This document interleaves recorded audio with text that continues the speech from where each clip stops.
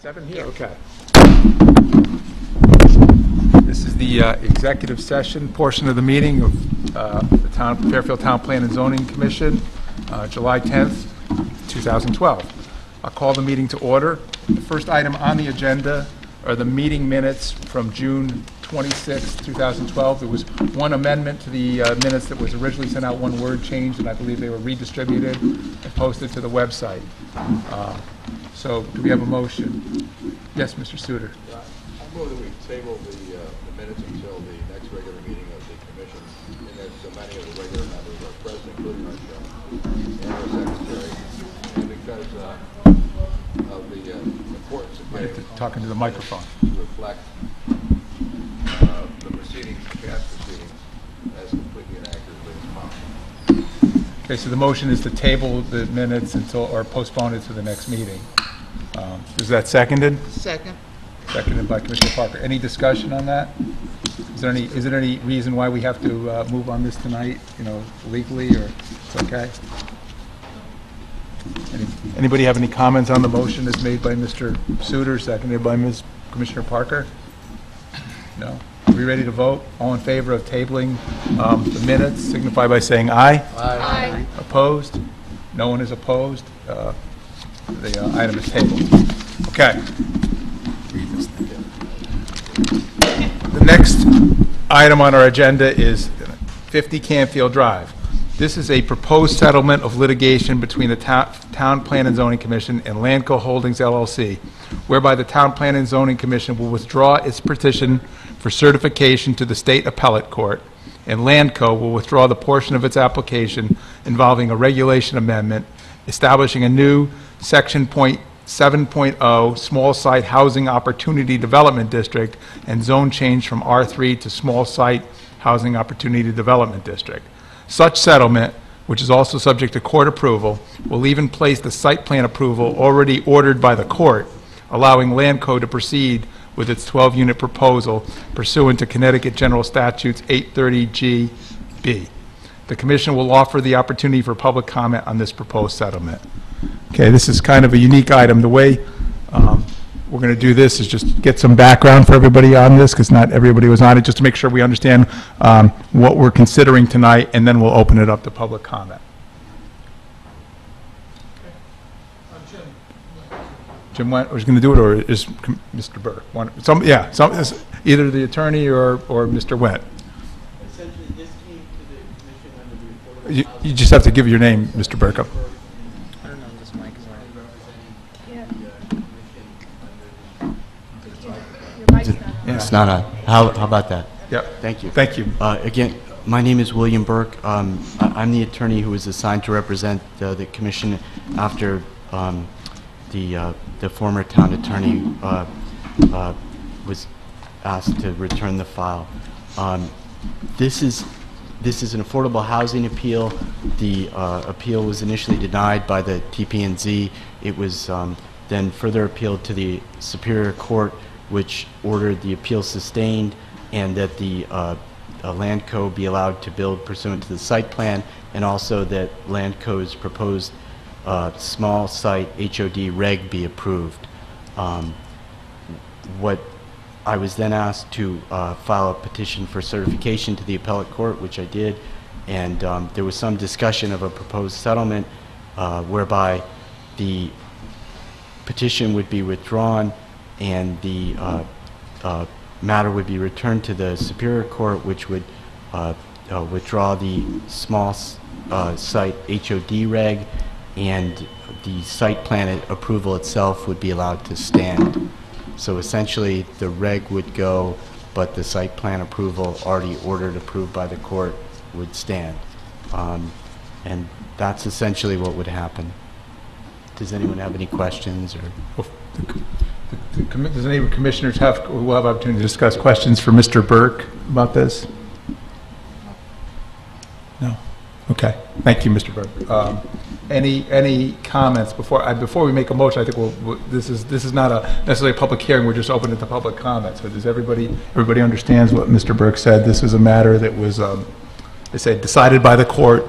We denied the application. The court ordered it approved, and The settlement is essentially, as Mr. Burke said, to strike we're withdrawing our petition for certification for appeal, and the applicant will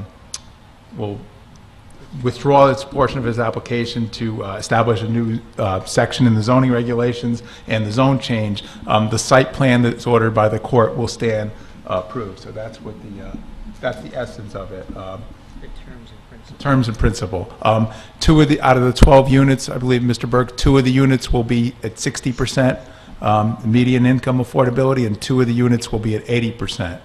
That's correct? Yes, that's correct. And there are remaining 2. There are 2 remaining units at full value. There are 8 remaining units. 8 remaining. Right. And this would, you'd also be authorizing the chair to sign a stipulation on your behalf, subject to approval by the court. Right. So that'll be the question before us, whether just to authorize the chair to sign the agreement on our behalf. We're not going to go through in the legal agreement today. We're just agreeing that what the general terms of the agreement are that have been presented to us. Right. I think that the matter before us this evening is whether to grant authority to the chair to pursue formalizing the settlement on the terms which have been agreed in principle as have been outlined here this evening. And it's on that which the public has an opportunity to comment. Thank you, Commissioner. Thank you, Mr. Wagner. Anyone else have any comments? Is there any member of the public that wishes to be heard on this matter, just to comment on this settlement agreement? This is a public opportunity to comment. Okay. Hearing none, I'll turn back. Do we have a motion on this so we can actually have a vote on it? Mr. Wagner or Mr. Alessi? I will make a motion to authorize the chair of the TPZ to pursue the settlement on the terms which have been agreed in principle as have been read into the record here this evening, and to finalize that settlement in the form of a stipulation for submission to the court for approval. Okay. Second by Mr. Alessi. Sorry, Commissioner Jacobson. Any discussion on the motion? Hearing none. There's 6 people voting. Commissioner Neely doesn't vote on this because she wasn't part of it. Okay. Okay. So, but you get to everything else. You get to participate in tonight, Commissioner Neely. Okay. So 6 members are voting. An affirmative vote is for the motion made by Mr. Wagner to just authorize the chair to pursue the settlement. Okay. Are we ready to vote? All in favor, signify by saying aye. Aye. Those opposed? Abstentions? It's agreed unanimously. Okay. I'm fine. Turn it off. They're cold. Okay, turn it off. Yeah, turn it off. Let's leave the opportunity to turn it back on if it gets warm in here later. Do we have to reconfigure it all, or we're okay? We'll just wait for Mr. Wen. Carry on. Okay. Just for everybody's clarification, well, first of all, let me start the meeting. This is the public hearing portion of the Fairfield Town Plan and Zoning Commission meeting of July 10th, 2012. The chairman, Brian Leclerc, cannot be with us tonight. I'm the vice chairman, so I will conduct the meeting. Mr. Jacobs and Mr. Kennelly are also not present, but we do have 7 members present, and we'll conduct the meeting with those 7 members. I would probably expect that Mr. Jacobs or Mr. Leclerc, or perhaps both, will probably listen to the tapes from this meeting. And that's why it's very important that everything get recorded, get heard well, and get on the record. That's why it's important where people state their names when they're going to speak. So we do that because the tapes are our permanent record. So we have one item on our agenda tonight. It's a re-subdivision, 5092 Chatham Road, re-subdivision application of 50 Development LLC and Patricia Sheehy for 3 lots in an R2 zone. We heard this on June 26, 2012, and it was continued. Now, before we start, I just want to remind everybody where we are and just kind of set the expectations for tonight with what we're going to do. First of all, we've gotten a number of emails and correspondence since the meeting on June 26th. I'm going to read just the names of and addresses of the people that wrote us, just so people are aware that we do get your emails and we do read them. I think Mr. Leclerc read the other ones the last time, so I'll do that. When we concluded the meeting on June 26th, Mrs. Deck was in the middle of her presentation and it was cut short. I would like to start the meeting after I said by letting her finish what she had to say, since it was cut short. Mr. Walsh, typically we finish public comment now, but I understand Mr. Walsh has some additional information to present. Mr. Walsh, do you have some additional things that you want to actually present, like before even rebuttal, some new information? The only thing I have that's new is some new plans, some revisions to the plan, not major, but also one other new page to the plan. And I can pass that out in advance if you want, or I can pass that out on rebuttal if you'd like. There was some new information that came in through, I think this commission had asked that the town engineer be present tonight, and I understand that they're not going to be present, but that they had submitted emails to Mr. Wendt, and he was good enough to be able to pass them on to myself, so we'd like to address that at a certain point in time. And we can either do that after rebuttal or whatever the chair thinks is appropriate. Yeah, that would probably be good rebuttal. I thought, like, if you had any new information, like a new plan is like, the people should be able to comment on the full plan. Like if we let the entire public comment, in addition to Mrs. Deck, tonight, and then you speak and you introduce new information, then I'll allow the public just to have limited comment on anything new that came in, which would be just the new information today. Rebuttal is not new information, but a new plan is. Yes, Mr. Devontae. As far as the revised plan, if it is submitted in rebuttal of comments that were made, I think it might be appropriate that you get it after the full public is completed. Because it wouldn't necessarily be new information. Yeah. It would just be his rebuttal. Yeah. His rebuttal to comments. I'd rather let the public go then, if that's okay, Mr. Walsh. And then they can be done, and then you get the last word, and you can go through your entire rebuttal and plan. I think that'd be great, and, Okay. and these plans were kind of done in preparation for that rebuttal. Okay, that's good. That'll work good. And I know a lot of people sat through, 3 hours last meeting, so I'd rather let them talk, get the public comment complete. So that would be good. That is really the way we conduct the meetings, all of them, is the applicant speaks and makes his presentation. He concluded that last time. Then we go to public comment, and then the applicant gets the last word. Those are our rules. So the applicant gets to make his rebuttal, rebutting any comments, and we'll do that once the public comment is completed. And tonight is really, I want to dedicate us to really completing the public comment tonight, and then Mr. Walsh's rebuttal. And we'll talk about any additional information that we may have gotten.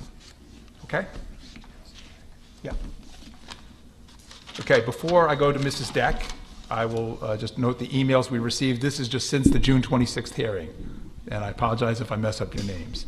Carrie and Henry Katz of 200 Woodbine Lane, Miriam Parker from 134 Winwood Drive, Larry and Gina Gelb from 6 Stoneleigh Square, Terry Augenbraun from Dogwood Green, 193 Fairfield Woods Road, Hetty Augenbraun from the same address, 193 Fairfield Woods Road, Sarah Klein from 92 Montauk Street, and Harvey Risch from 255 Skytop Drive.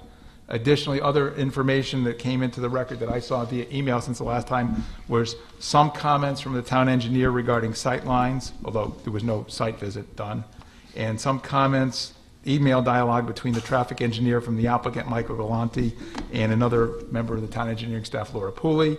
And then we got an email from Laura Pooley, which you should all have, regarding drainage. And that is all the additional information I've seen on this application since June 26th. If I missed anything, please let me know. Okay, Mrs. Deck, are you ready to start off?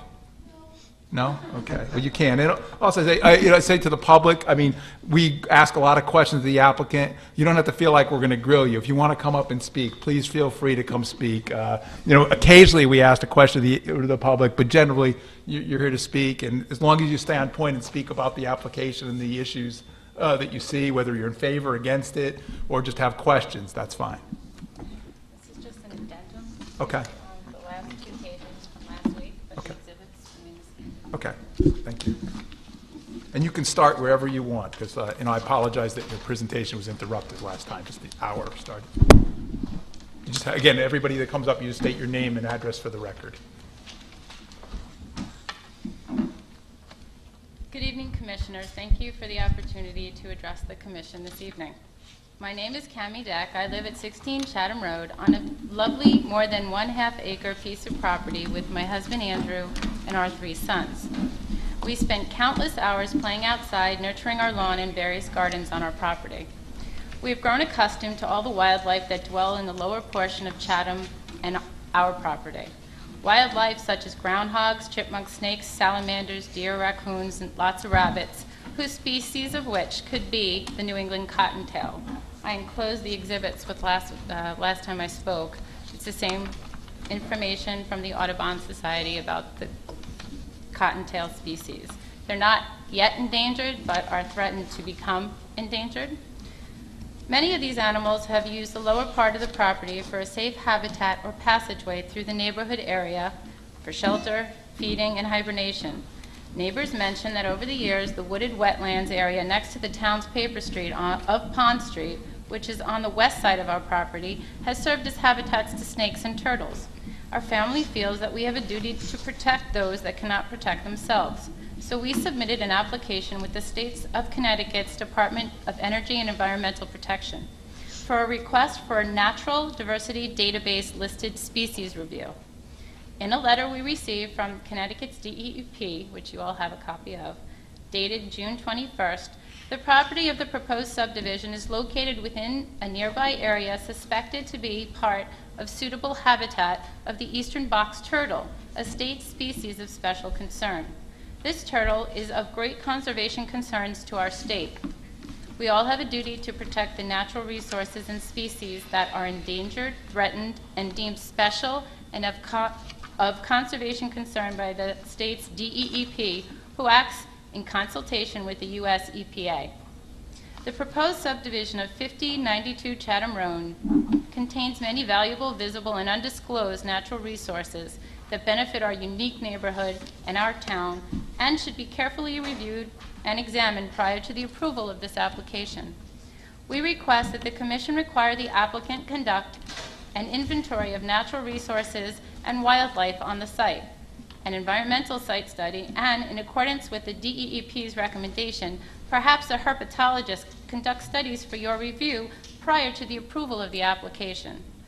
As per the town's zoning regulations, section 2.15, erosion and sediment management plan, specifically, a proposed development in which the disturbed area is cumulatively more than 1/2 acre, soil erosion and sediment control plan conforming to the requirements of section 37 shall be provided.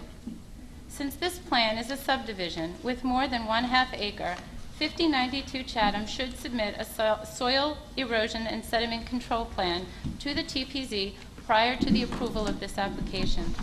In addition, soil studies should be conducted in order to determine what the effect of building 3 basements with foundations will have on the soil complex and rocky terrain located at the property site of 5092 Chatham Road.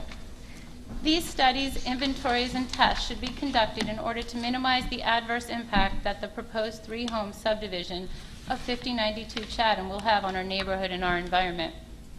The proposed 3-home subdivision, as presented by the application, will be a drastic change to our unique neighborhood.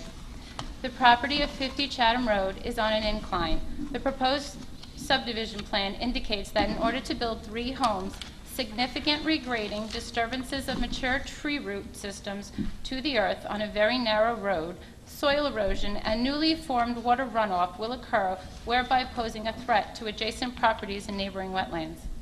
Once one messes with Mother Nature, who knows what the resulting wrath will be.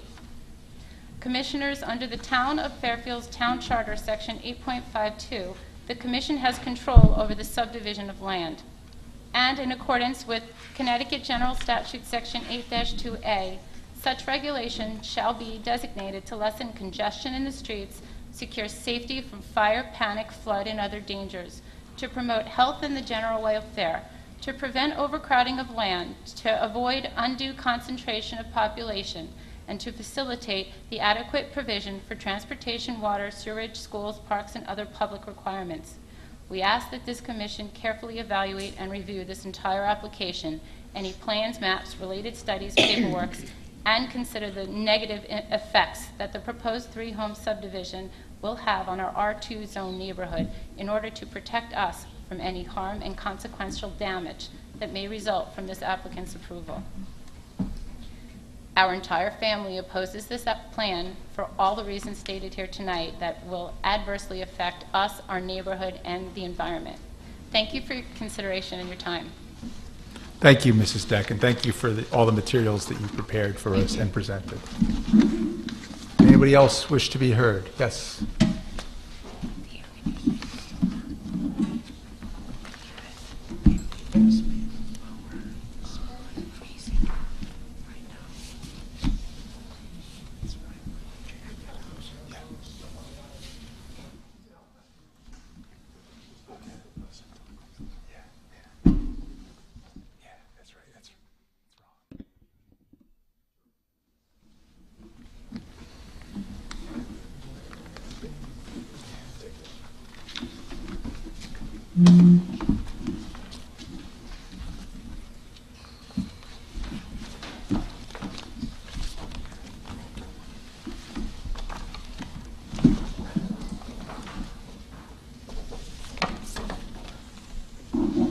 Good evening, Commissioners.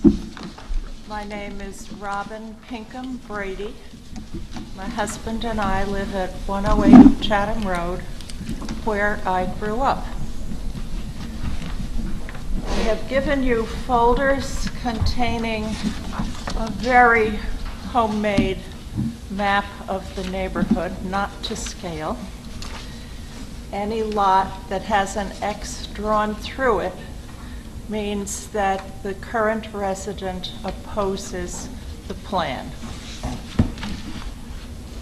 I have enclosed correspondence from the head of transportation for the Fairfield school system, and also emails from Laura Pooley to the author of the traffic report, and I believe you have copies of the traffic report, so I haven't included that. I was going to talk only about traffic, but I want to set the record straight as to some items that came up last time on the 26th of June, and then I'll get to the traffic. References were made to quarter-acre lots in our neighborhood. Using the information on the tax assessor's database, I calculated the average lot size without Chatham Road. It's 0.42 acres, not a quarter. I did it again, including homes on Random Road that connects the two ends of Chatham, again leaving out 50 Chatham. And this time I got 0.58 acres. Either way, the lot sizes proposed by the developer would not bring the average up, as I remember he said, but rather would bring the average down. He said that his plan is a reasonable development plan for this neighborhood. I think it's unreasonable. There's another statistic that I want to talk about. The applicant referred to the burned house as a 6,000 square foot house. Again, using the tax assessor's database, the figure was 3,307 square feet. That is the living space.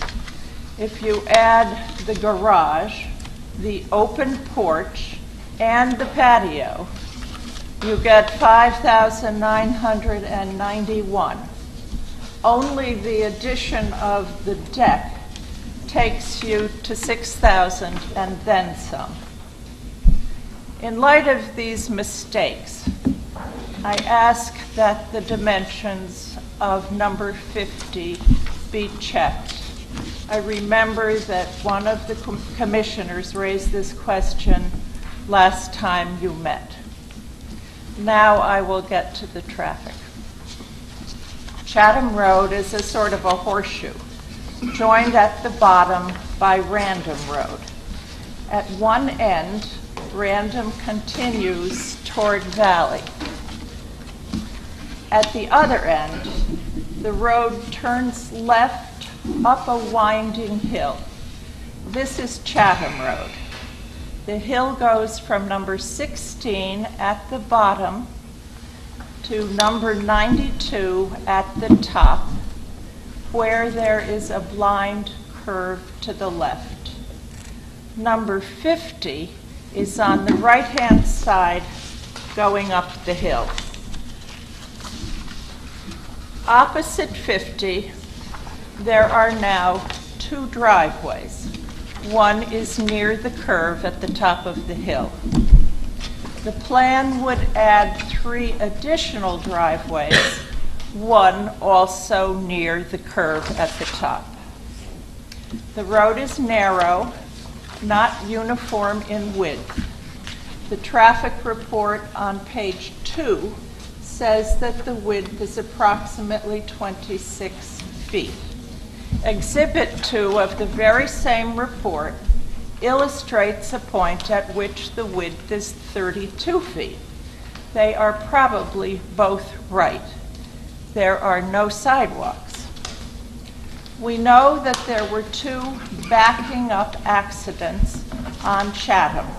I can fill in the details because our cars were involved in both of them. In the first case, I backed my Honda Civic out of my driveway and hit an SUV parked across the street.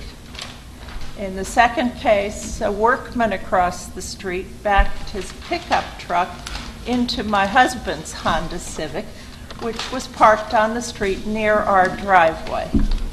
We just measured the width of the road at our driveway, and it is 26 feet. We know that the school bus route was changed after 3 bus stop issues caused concern about the line of sight.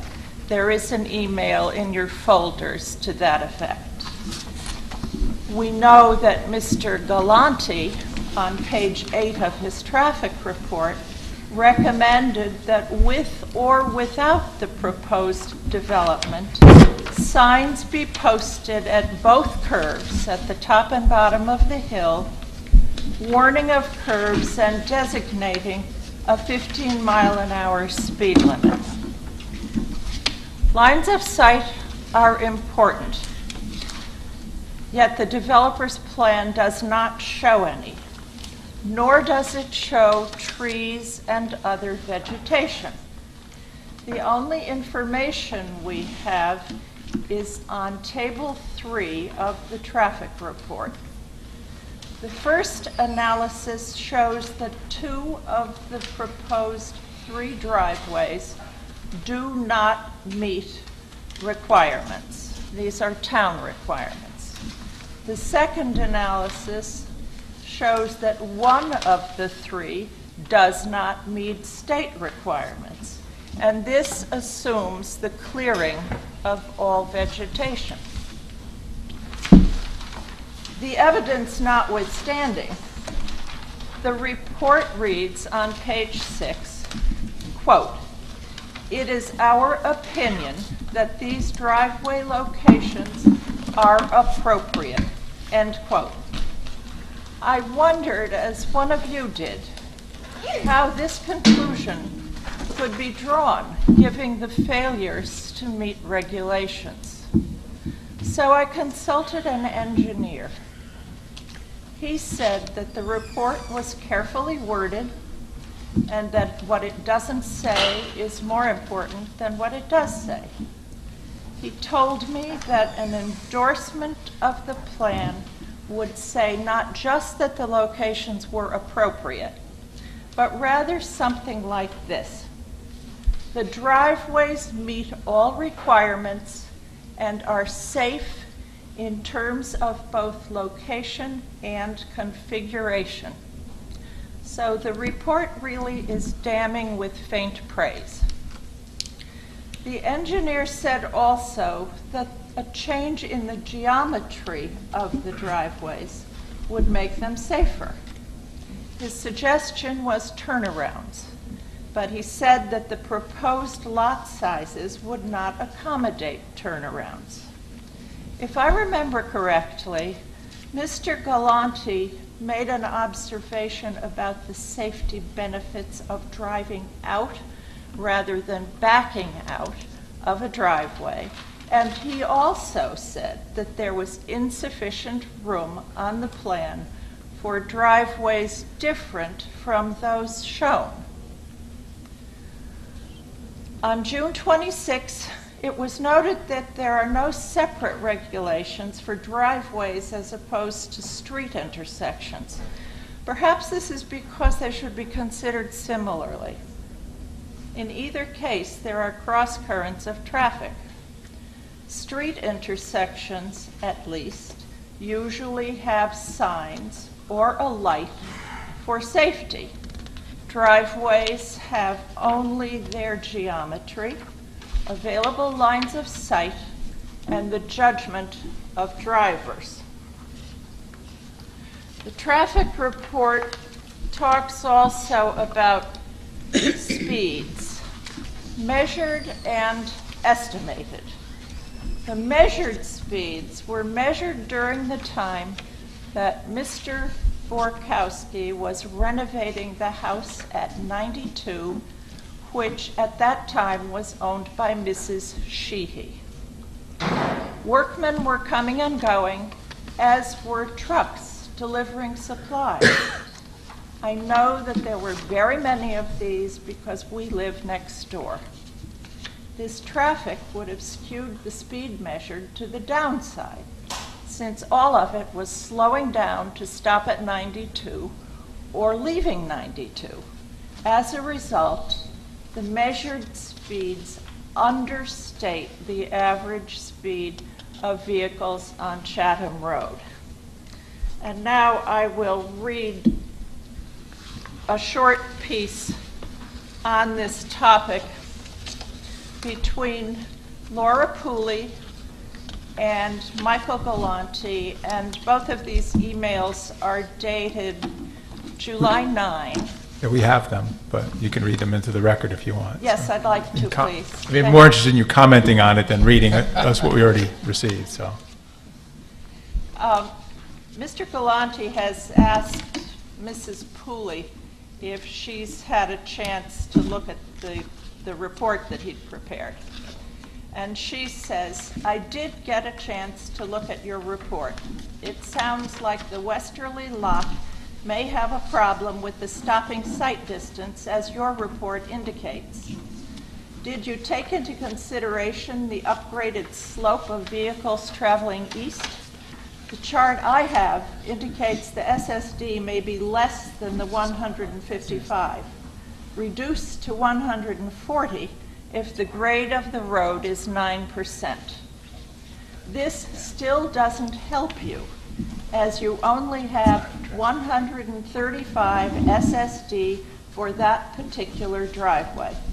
The driveway would have to be relocated closer to the property if you agree that the SSD can be reduced due to the slope of the road. I don't believe the tree clearing will be acceptable to provide for additional sight line distance. Call me to discuss. And his reply, which is shorter. We could shift the access drive, but I also believe the actual speed of a motorist at the point of approaching that location is lower than the 22 or 23 miles per hour we recorded at the center of all the lots. Under these conditions and very local nature of this roadway, the available SSD would be reasonable, in my opinion. Add to this scene children. There are 2 little boys across the street from us, 3 children next door, 2 of them young, 2 houses down there are 2 more children. As I said, we have no sidewalks. They ride their bicycles in the street. They walk their dogs in the street. They run back and forth to each other's houses, and despite their parents' admonitions to look both ways before you cross, they usually do it the other way around. It is likely that whoever moves into 92 will have children. As I understand, there are 4 or 5 bedrooms. It is likely that whoever resides at 50 will have children. Now, Mr. Karp said that there was ample room in the backs of the proposed houses for backyards.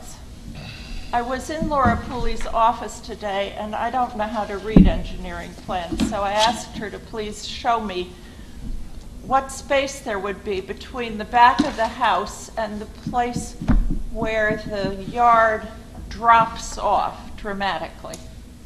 And this, again, is not uniform, but in the spot that she happened to choose, she said 15 or 20 feet.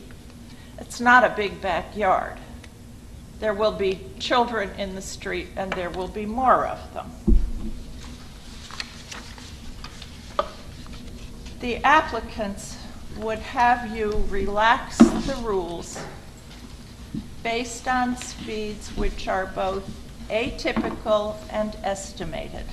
This would be useful to them. It would be of no use to a parent whose child had been hit by a car. And if the rules were relaxed and harm were done, I wonder whether the town would be liable. I respectfully ask you to turn down this application. Thank you.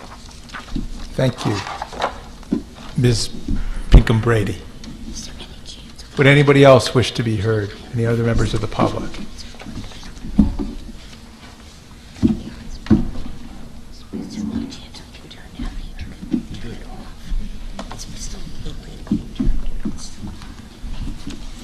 Good evening, Commission. We're good? We're good? Okay. Good evening, Commissioners. My name is Jason Gant. I live at 68 Pond Street with my wife and 3 children. My property sits behind/below the proposal at 50 Chatham. So I am an adjoining neighbor. This is me right here behind lot number 1. I'd first like to say thank you to the Commission for what you folks do. The last meeting a couple weeks ago was my first that I've attended, and I was very impressed with the questions that you asked. I was impressed with you're providing a very valuable service, and you stay up till 10:30, 11 on your personal time. It's just very impressive. So again, thanks for your time and your service. I know that you folks are looking at legal questions, and is this a proper fit and the measurements and everything. I think there's one question that is worth getting on the record. Is this the right thing to do? We had this mentally troubled man, burns a house to the ground, convicted to prison for 10 years. And we're now, so your fellow residents have gone through this ordeal, and we're now subject to an opportunistic land and money grab. Is this the right thing to do to subject your fellow residents to? I think that's a question worth considering. I've owned my home for 5 years now, and it's a unique, it's obviously a unique area where I live, and following rain, my backyard will stay wet, stay moist for 2-3 days. I mow my own lawn. Not too many folks do that anymore, but I do. So I usually can't, after rain, I usually can't mow for 3 days or so, and that's okay. I knew that going in when I purchased the home, no big deal. However, this transaction proposes 3 times the roof coverage, 3 times the surface coverage, 3 times the water runoff. It's not outlandish to think my backyard will likely be a swamp for several days to a week following rain. The applicant itself said rain used to always run down the slope before. However, no change or retaining wall was proposed for the back side of this transaction. Only one retaining wall was proposed. So they're just kind of doing the status quo, quoting, we want to have less disturbance. Frankly, I don't think any thought was put into, the neighbors down here on Pond Street or Wilson. I really think we were kind of the red-headed stepchild in this transaction and not thought about at all. Let's talk about the sloped rock wall for a second. Hopefully all you folks have had a chance to visit the site. It's a beautiful, unique environment. However, it's also unstable and, I guess, undefinable. This proposal calls for unprecedented soil and slope disturbances. Blasting will be required for the retaining wall. The applicant itself said that this is very soft rock. They can just kind of peel it away, so to speak. Well, wouldn't that lend itself to even more cracks and leakage and weakening? There's significant trees and vegetation in this area. If this is going to be slaughtered, what happens to all the root systems underneath? How will the water runoff be absorbed? What about these the root systems underneath? I mean, how is that all going to play out? Frankly, I don't think there's been enough research or due diligence put into this transaction as it stands today. This proposal, in my opinion, is very short-sighted. This is a short-term deal. It's kind of a grab-and-go, drive-through transaction. The applicant quotes, the neighbors will benefit from higher property values based on what they project to sell these properties for. Oh, maybe short-term. What about long-term? Is this a fit for the neighborhood? We don't think so. And again, short-sighted proposal. What are the consequences of slaughtering all the trees and vegetation? What are the consequences? Day one, probably nothing. Year one, probably nothing. What happens year 3, year 5? What happens when Hurricane Irene comes through again? That's a dangerous scenario, frankly. There are, at the bottom of the slope, which would likely be untouched, but right at the bottom of the slope, there are enormous trees, huge trees. And over time, year 3, year 5, year 7, year 10, as these root systems are likely weakened, what happens when the next Hurricane Irene comes through? These trees that'll be timber, and these trees are large enough to hit Wilson Street, my property. I mean, there's a lot to think about here. Frankly, there are lives in danger from this transaction. I personally oppose this proposal. I respectfully request that the commission reject this and/or call for more research and due diligence into this proposal.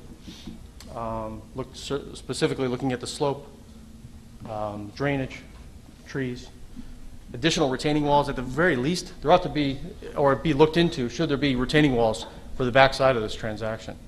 I think that's a serious question that needs to be looked at.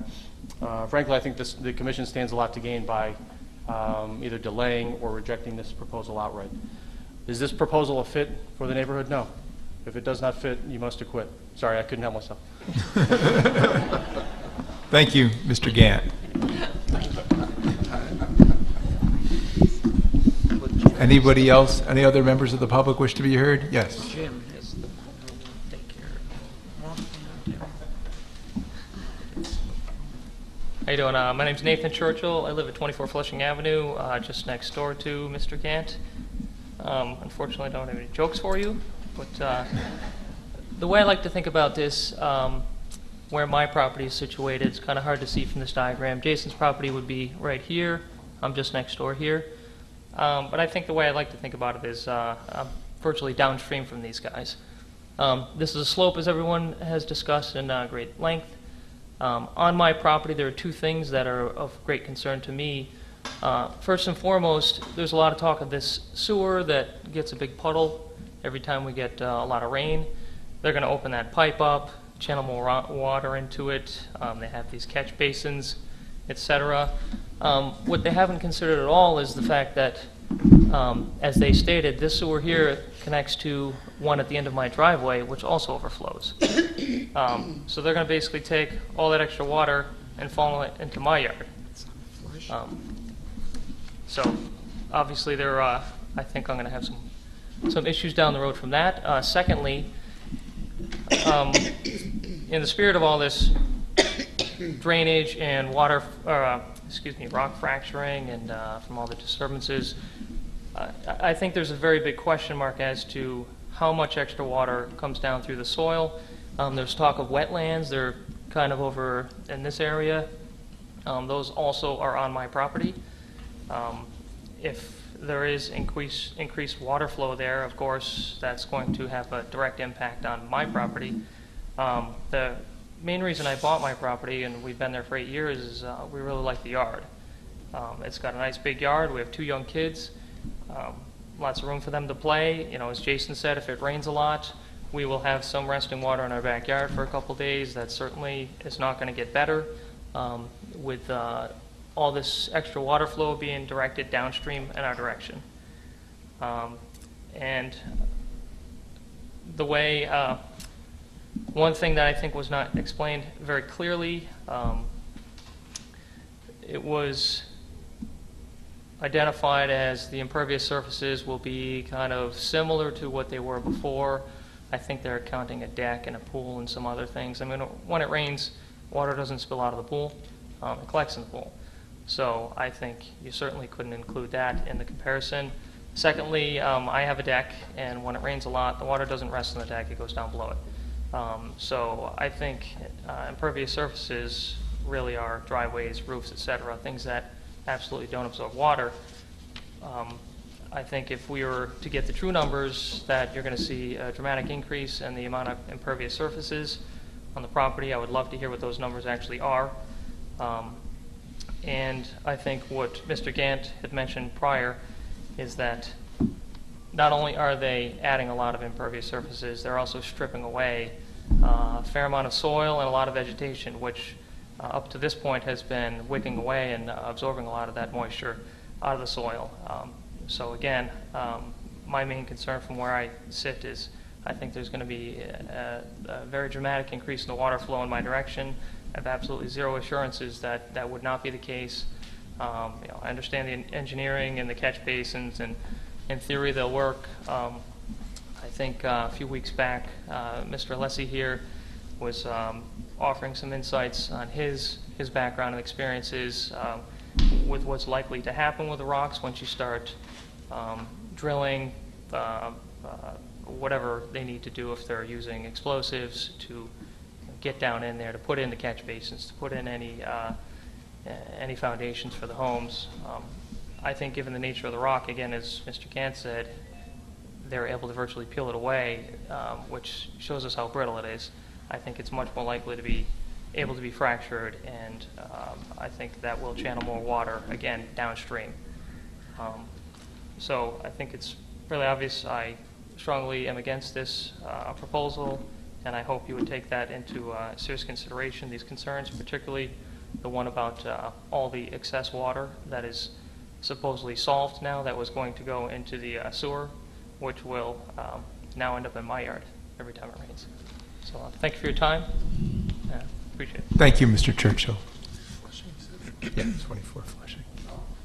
Anybody else wish to be heard? Everyone will get a chance. So. My name is Bill Lawler. My wife and my 2 children live at 101 Chatham Road, which is right there.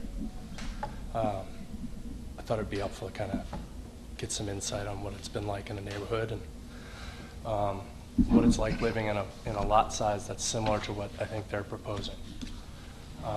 My wife is the person who called the fire in. We had to evacuate our house. We played host to the fire department, the police department, and the inspectors as everything was going on. We've lived there for 7 years, a little bit more than 7 years. We've redone pretty much all of our house. We love living in the neighborhood. I think we have 2 primary concerns, and I don't know if they're really as pointed as some of the other points that we've been making. The first is safety. We are constantly telling people to slow down in our neighborhood, and additional traffic, I believe, is going to cause more of those issues. My other issue is around the topic of driveways and the amount of driveway that each one of these houses is actually going to have and how many cars will be able to be parked in those driveways, thus causing additional parking on the street, thus increasing the problems of line of sight, thus increasing the problem of safety. We have a few small driveways in the neighborhood, and some folks park in the street. That becomes an issue when the kids are running around the street and playing. So we get worried about that. The other part that worries me a little bit is that the proposed footprints are pretty much maxing out each one of those lot sizes, which means that the value of those properties will only increase in line with the value of home real estate prices in town. There will not be any capability of someone to buy that house and to expand upon it. I think if you look at what's happened inside our neighborhood over the last 3 or 4 or 5 years, there have been a great number of homes where people have bought them and put a sizable addition on, increased the value of the home and increased the value of the neighborhood in return. So I think that there's, we hold a little bit of concern about whether or not the proposed properties are going to landlock the value of the existing homes in the neighborhood and kind of deter others from buying pieces of property and making sizable investments in our neighborhood. Those were kind of the two things that we were thinking about. Thanks. Okay, thank you. Anyone else wish to be heard tonight?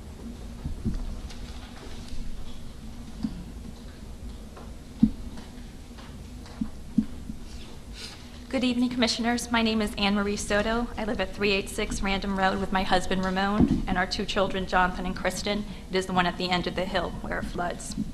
We are opposed to the 3-house subdivision at 50 Chatham Road. One concern my husband and I have is drainage.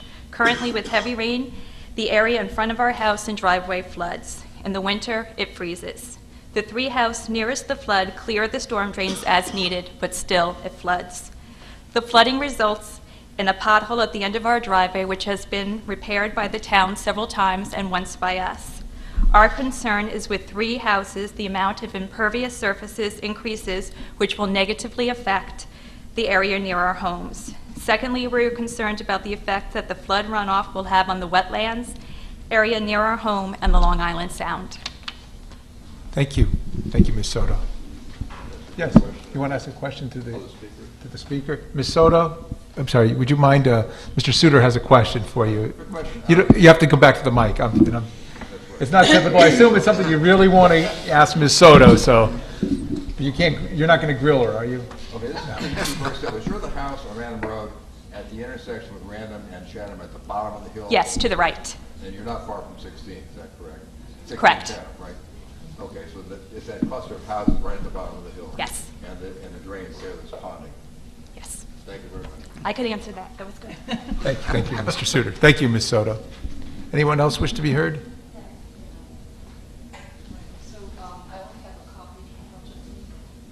Well, if you only have one, you should probably read it and then turn it into staff. Are you? It's all the names, yeah. Oh, okay, that's fine. Oh, it's just a petition. Okay. It's My name is Cecilia Fong. Thanks very much for the opportunity for us to voice our concern. I live on 480 Wilson Street, adjacent to the property of concern on the back side, which has a very steep slope, which is like a cliff. And then that faces my backyard. And I live adjacent to Mr. Gant on Wilson Street. We had no idea this was going on.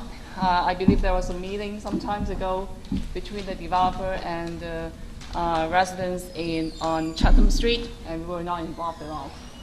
So when the developers were talking about understanding the needs of the neighborhood, I think we were left out.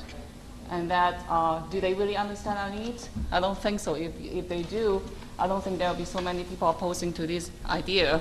And if they have concern, actually listen to us, we might be able to work out something. But I don't think they have even tried to involve everybody around the neighborhood to really listen to our needs. So my biggest concern for myself is I have 4 kids, and our backyard basically is right here.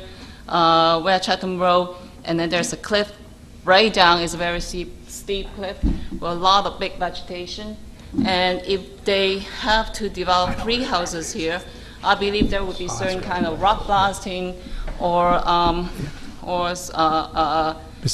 to to do something about the basement. So potentially, the trees will be cut, and there's no proposition of retainer walls for my part. So I'm really worried and concerned about the soil system.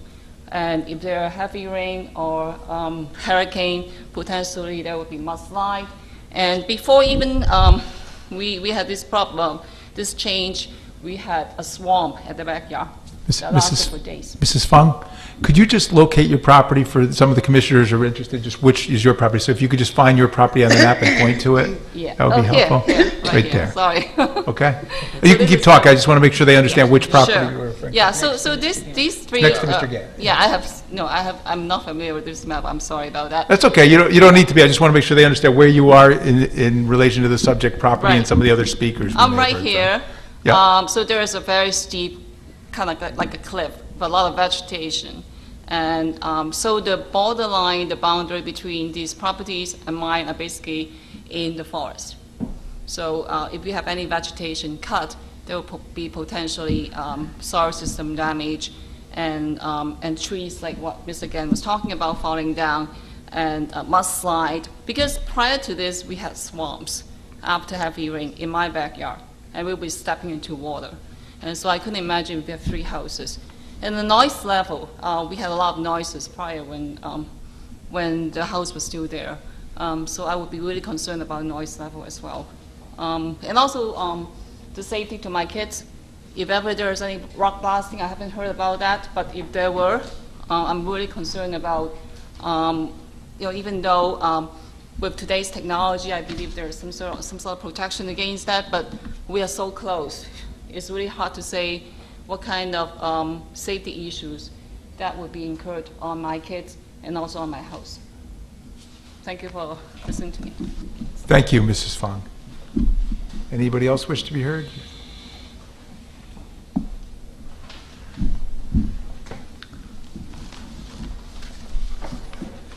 Chairman, is there a copy of the new petition that was just submitted? I forgot to, wait, you know what, Mrs. Fung, I meant to ask you a question. Can you just come back up? Because it was a petition with some of the, you gave a list of names, but some of those are the same names that were submitted by Mrs. Pinkham Brady. Is that correct? Is that a petition or? This is a change.org petition to the first selectman. Okay. I believe there might be some overlap, but there are about 48 names there. I don't know what. Okay. Because Mr. Walsh didn't get a copy of it. That's the only thing on the first one Sure, he yeah, we did. can get Mr. Washington. Yeah. It looked, the names I saw looked like the same names on the first petition I saw. And it was mainly a list of names, but Mr. Walsh should get a copy of that. Yeah, please don't step on the wires. Do you need a copy for yourself? You have one. Okay, great.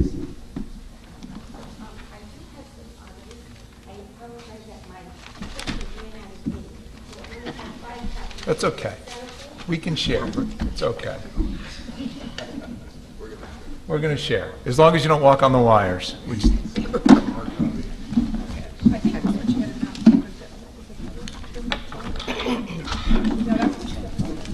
Just wait till we'll pass these out and let you get started. Here we go. I think there's one of these for everybody, at least. You okay? And then we got another one coming down, or this is the one we'll share? We could share a couple seats, it's fine. Mr. Wagner can share. Here you guys go. And we'll take this one. Yes, go right ahead. Good evening, ladies and gentlemen of the Fairfield Town Planning and Zoning Commission. My name is Elaine Schiller, and I live at 41 Chatham Road with my husband Martin, who is unable to be here this evening, but joins in opposition to this application for re-subdivision. At the Town Planning and Zoning Commission meeting on Tuesday, June 26th, it became clear to us that the issues we are concerned with are the same issues that concern you, namely flooding, blasting, and safety. This plan to re-subdivide 50 Chatham Road into 3 minimum-size lots of 14,000 square feet each will adversely affect not only Chatham Road, but also off-site properties on Pond Street, Flushing Avenue, Random Road, and Wilson Street, specifically from the increased flooding that will result on these streets. I guess I should say one thing. We live directly across the street from 50 Chatham Road, and our house would be just about here. Thank you. The application plan will require removing large areas of soil, rock ledge, trees, shrubbery, and a small wooded wildlife area, in essence clearing that entire lot. 3 homes with accompanying basements, driveways, walkways, possibly even patios, will create large areas of impervious surface which will dramatically reduce absorption of rain and stormwater, thereby increasing flooding and causing unsafe conditions on all our streets and water damage to basements. Additionally, given that much of the site is rock ledge, won't the area become like a leaky bathtub, leaching water runoff into ledge that has been fractured by blasting and out onto the adjacent property and street? Gutters and downspouts leading into water retention areas and larger pipes all sound good and even look good on paper. But reality bites, and these things are not foolproof. Despite precautions, they become clogged and need to be cleaned regularly. No one can guarantee that this will be done efficiently. A real-life experience is right at my own home.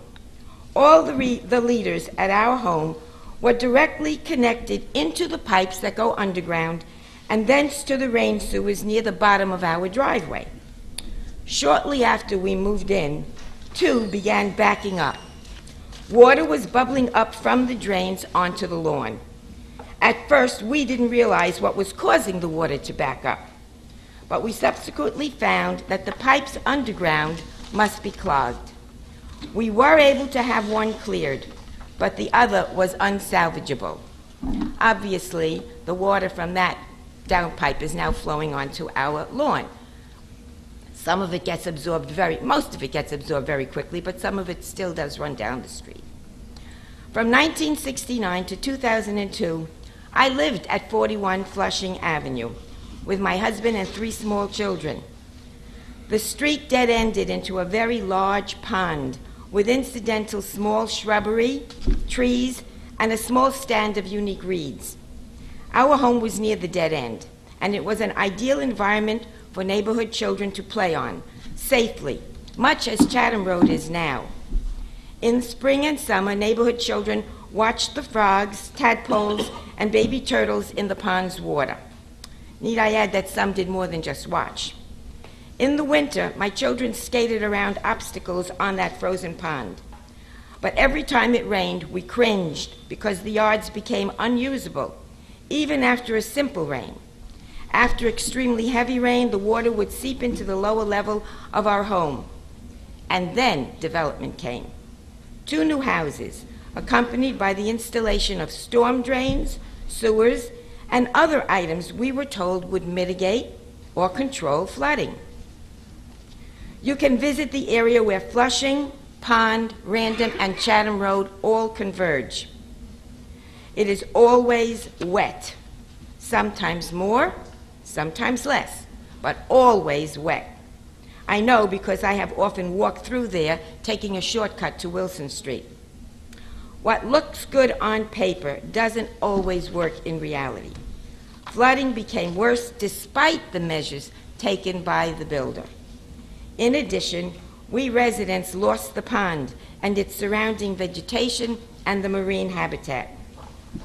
On the Pond Street property, you can easily see the 24-inch pipe that was referred to by the applicant, where water accumulates and the ground is wet. Even though there is a 24-inch pipe with a very large inlet, the water still accumulates at the entrance to the pipe. Larger pipes upstream of the 24-inch pipe may cause additional backup water to accumulate there. At the Conservation Department, we observed that the wetlands area abutting Flushing Avenue, known as London's Brook, which you can see on the maps attached to my remarks. I think they're in the back. I'll just, 1, 2, 3, at the very back of my remarks. This area of wetlands has slowly increased over the years and is larger now than what is shown on the map. Our area is all hill leading down onto Pond Street and Flushing Avenue. All the water going down Chatham Road and down Random Road accumulates and settles on Flushing Avenue, spreading the wetland area out. All the additional water coming from the three-house subdivision will negatively impact this area.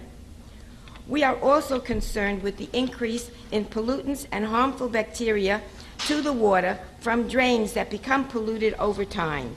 And the information about that is in the additional papers that I handed over that I only had 5 copies of. The area of Chatham Road to be subdivided is a steep, narrow hill with a blind curve at the top and another curve at the bottom of the hill. We are concerned with increased on-street parking, which currently is negligible to non-existent. The addition of 3 houses will, proportionately, result in a large increase in traffic on a very narrow street, which is used most of the time by children playing, bicycle riders, skateboarders, walkers, joggers, dog walkers, and the occasional deer and rabbit which comes bounding across the road onto my property from the wooded area.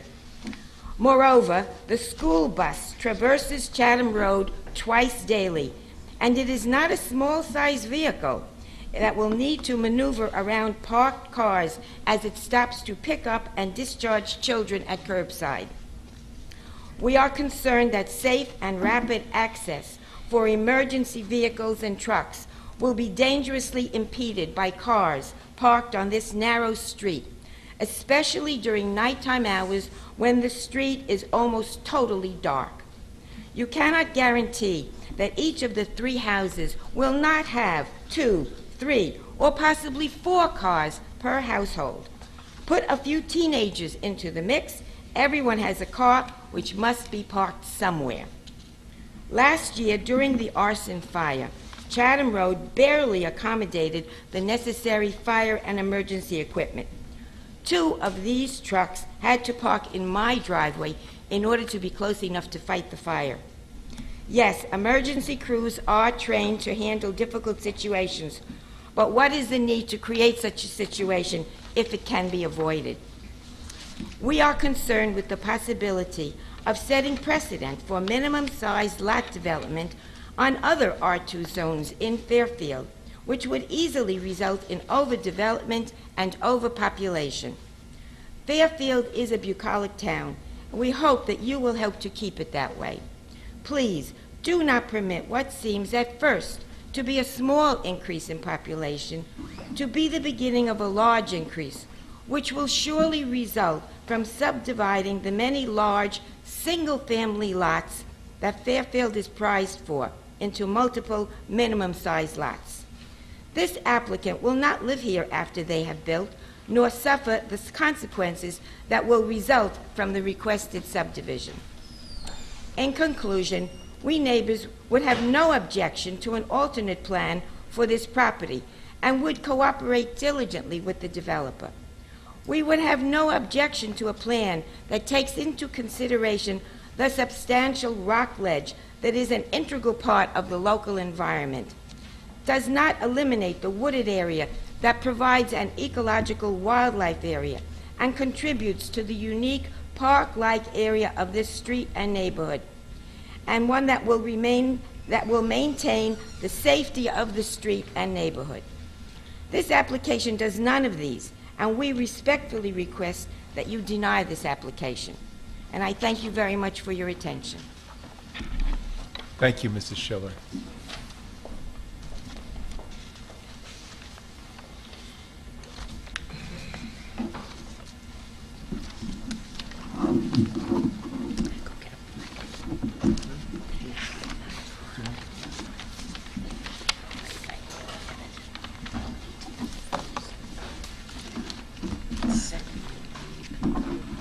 Everyone have one?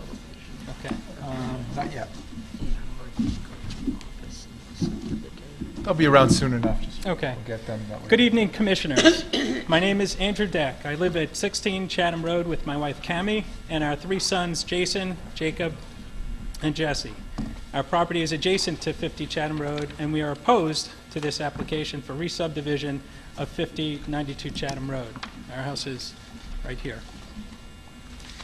First, I would like to compliment the Commission for your professionalism and diverse experiences that you bring to these meetings. I was very impressed with your knowledge and the upfront questions that you asked during the applicant's presentation. Second, contrary to the applicant's representation of the neighborhood's quarter-acre lot, our property is more than half an acre. In fact, most neighbors have lot sizes in excess of 0.4 acres, including Patricia Sheehy's house at 92 Chatham Road. As an adjacent and downhill neighbor, we have 3 major concerns, which are as follows. 1, increased flooding and stormwater runoff. 2, effects of blasting. 3, loss of privacy. These concerns are interrelated and stem from the removal of the mature trees and vegetation in order to build a 3rd house very close to ours. We respectfully request the commissioners to require the applicant to keep the area within 50 feet of the property line of 16 Chatham Road, free from all grading, mechanical digging, and blasting in order to protect our home, property, and sensitive core root systems of trees and bushes on our property that will be adversely affected by this activity. And you can see Exhibit 1, which shows 3 large oak trees on the property line and the bushes behind it.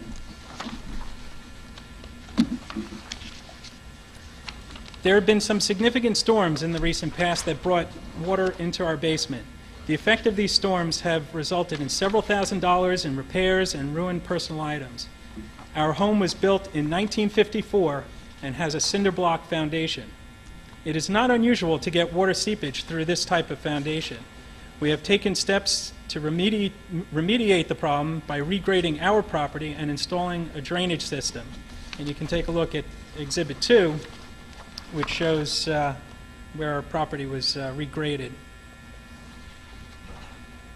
Unfortunately, we did not contemplate that our neighbor would regrade, clear cut, and strip away the trees and vegetation from the rock ledge bordering our home and build over such a significant surface area, making it impervious to water. Also, the current plans show 2 yard drains on both ends of the retaining wall with no overflow piping into the 15-inch pipe or the town's catch basin.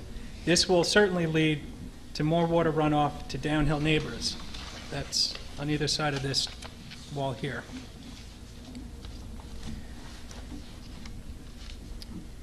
Within the last few years, a sinkhole has formed in the street at the end of our driveway. It became so large that the town repaired it at taxpayer expense. We can see another sinkhole beginning to develop in the middle of the intersection of Random and Chatham Roads that will also need to be fixed in the near future. We respectfully request that this commission carefully consider the impact and additional expense to the town that this 3-house re-subdivision may cost Fairfield taxpayers, including an upgrade to the town sewer system and additional road repaving.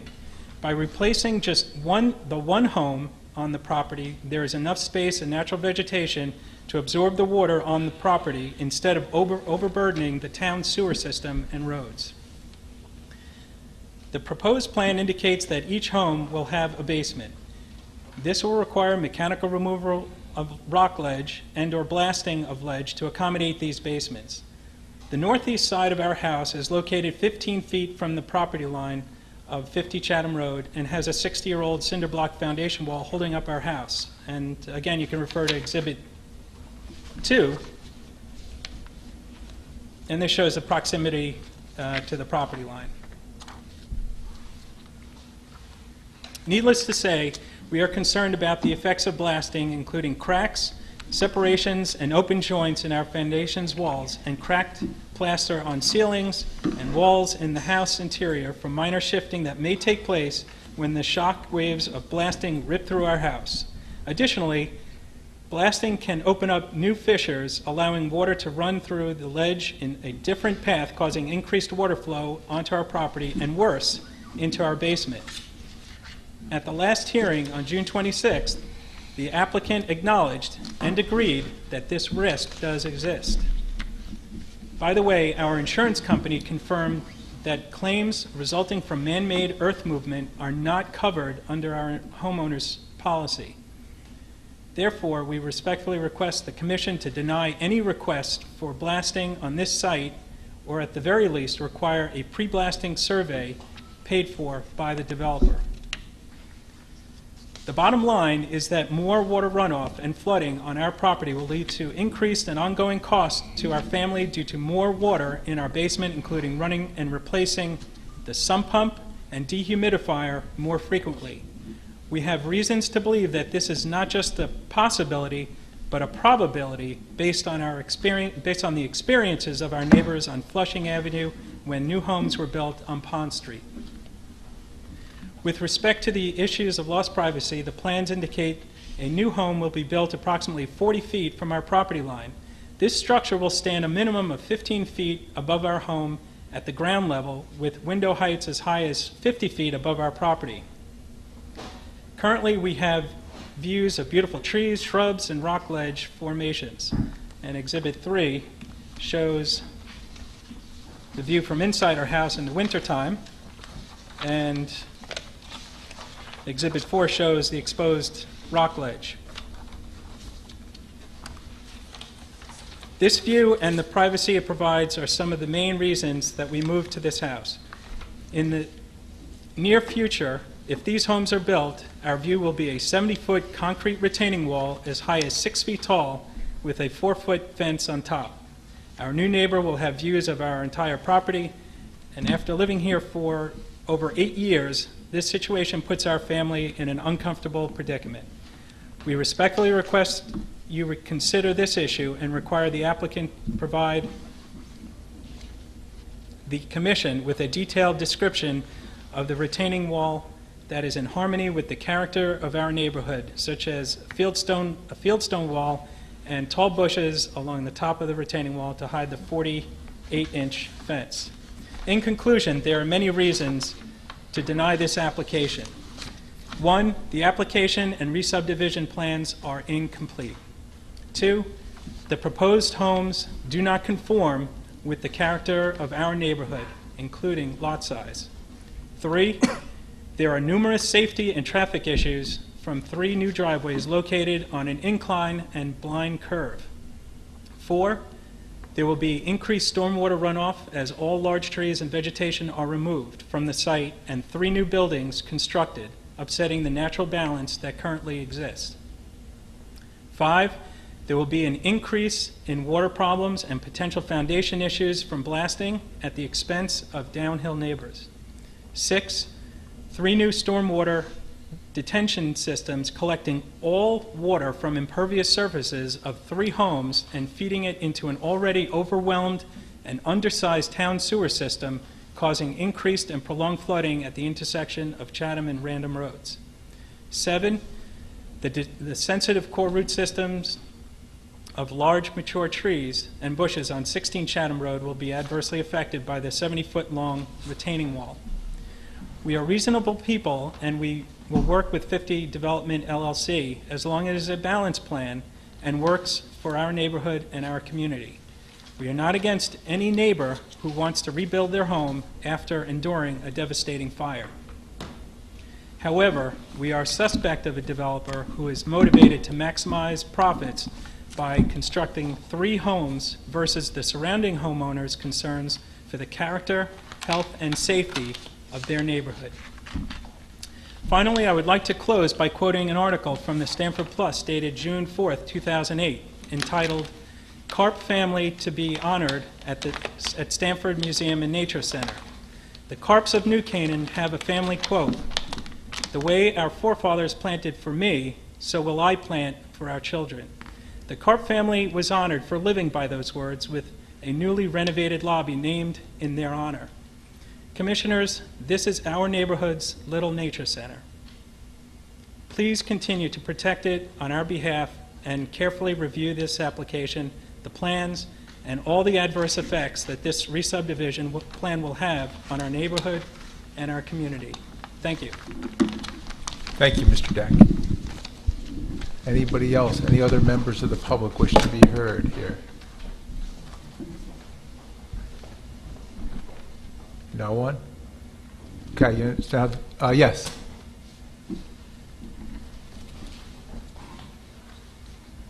You don't need to have anything, it's okay. You can just come up and ask a question if you want, it's okay. I've lived here, my name is Irene Hepp, I live at 887 Stratfield Road in Fairfield. I live below the neighborhood that these folks are living in. My husband and I tonight took a drive over there just because we wanted to see the house, the property, what was going on. We had seen an email. We are having a home constructed next to our home as I speak for the last couple months. It's a nice house, but it is certainly impacting our privacy. We've lived there for 20 years. And I believe that as a commission and as a town, we owe it to each other to respect the property and the rights of everyone, developers and the people who have lived here. And when people bought their homes, they bought their homes thinking that they would maintain their surroundings. This is not keeping in with the surroundings that that these folks have lived with. 3 homes on that property is just not conforming to the neighborhoods. I've seen other areas in this town that have been impacted. I saw a home the other day down by the beach that is just unbelievable. It's cascading over the poor little beach house next to it. And I just don't believe that's fair to the people in the neighborhoods. I don't think it's fair to present homeowners. And I have to agree that if developers are coming in just to make the money on property, is that what we want in this town? I think we owe it to ourselves to maintain the integrity for everyone. And I would appreciate just a little thought along those lines as you make these decisions. Thank you. Thanks. Thank you, Mrs. Hepp. Any other members of the public wish to be heard? Okay. Hearing none, the way we approach it now, we go back to the applicant. He can rebut, he can not say anything, he can rebut, or he can submit some additional information, which I think he was planning to. So that concludes the public. You need a break for a minute? Could we just take up like a 2-minute recess, Mr. Walsh? Is that acceptable? That'd be perfect. Give you some time to set up. I appreciate it, Mr. Chairman. Sure. Thank you. Is everybody ready? We'll go back into session. Thank you. If everybody could please be seated. Mr. Walsh, before you get started, I just want to make sure you could just tell us what documents you handed to make sure that all commissioners have documents. I believe there were 3, so if you could describe what we've got, that would be great.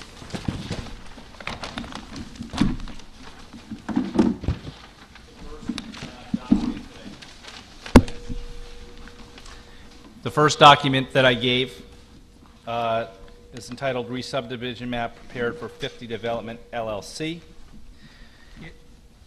Under the revisions, it says 7/10/12 with the name change.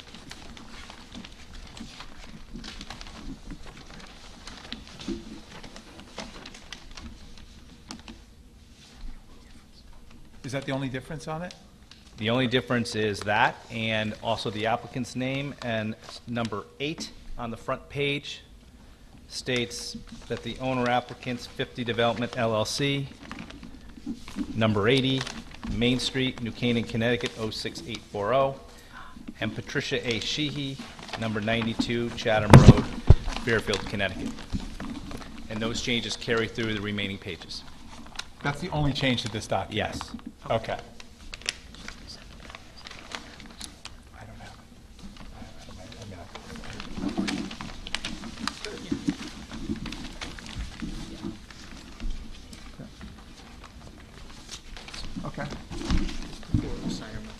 Okay, we just compared it to the old map just to see what changes. Okay, that's the only change to this. The next plan is entitled Data Accumulation Plan Depicting a Lot Line Revision Prepared for Cider Mill Builder Number 15, Number 92, Chatham Road, Fairfield, Connecticut.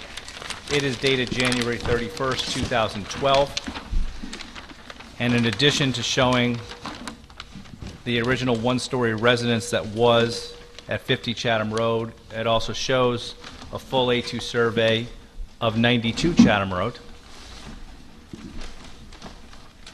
showing the boundaries of that residence, showing the next door neighbor, Robin Pinkham, and giving the additional information regarding the map and lot numbers for them and the surrounding neighbors. It also, at the same time, has a grid at the top right of the plan. One is for the residents in the R2 district for number 50 Chatham Road, one for a residence R2 district number 92 Chatham Road, and confirms that if you look at the map, as I explained the last hearing, there's a contingent contract that the 50 Development LLC will be purchasing what's labeled Parcel A on the plan, but that the remaining boundaries after that transfer of 92 Chatham will be in full compliance with all zoning regulations, specifically that the proposed conditions after that sale will show a minimum lot area of 18,487 square feet and meet all coverage requirements as are required under your regulations. Okay. This was in response to one of the comments that the plans for 92 weren't shown even though it was part of the application. Yes, and some of the, to cover some of the technical deficiencies that Ms. Deck went through in her presentation and which I'm prepared to address at this point in time. Okay. The last document I gave you is the town's topographical maps. You'll see number 50 located in the middle of the map. And these were adopted by the Fairfield Inland Wetlands Agency and show the entire topographical numbers for the entire neighborhood.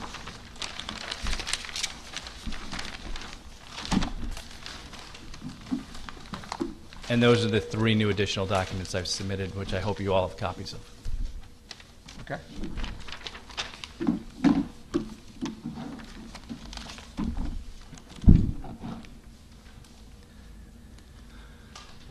First, I'd like to address in rebuttal some of the comments and arguments made by Ms. Cami Deck in her presentation that she started at the last meeting and that she handed in a longer document. I'm not exactly sure how many pages it was. First of all, this is a re-subdivision. The relocation of the lot lines within a previously made and approved subdivision. Yes, the owner of 50 Chatham Road, which is 50 Development LLC, is pursuant to a contingent contract acquiring a small sliver of 92 Chatham Road in order to re-subdivide the lots. This is proper and legal pursuant to your subdivision regulations and Connecticut statutes, as long as my clients meet the requirements of your subdivision regulations, which they do. The applicants are 50 Development LLC and Patricia A. Sheehy. The maps that I gave you today, the new subdivision maps, have revised them to take off cider mill builders and to correctly list the applicant's correct name to get rid of that technical deficiency. The application that is before you is signed by me as attorney-in-fact for the applicants.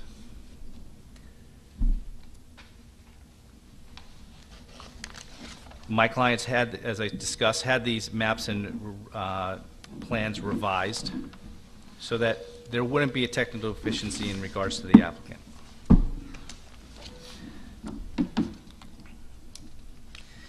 We also show that there is an A2 survey of 92 Chatham Road, something that was also raised as a technical deficiency. So the new map and plan handed out today shows that that was originally done. It lists all the correct neighbors that border this property. And it also specifically has the dimensions of the property being subdivided, the existing and proposed street lines and lot lines and lot numbers, and all the adjoining lines and names of adjoining streets and owners, as was claimed by Ms. Deck was a deficiency.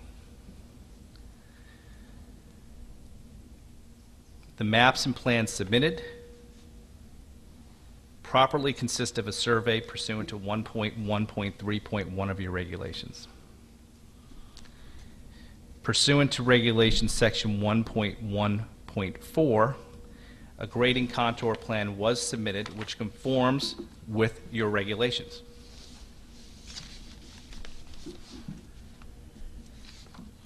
It does have the utilities for UI on there. It does show sewer lines. It has lot dimensions on the plans. They are submitted.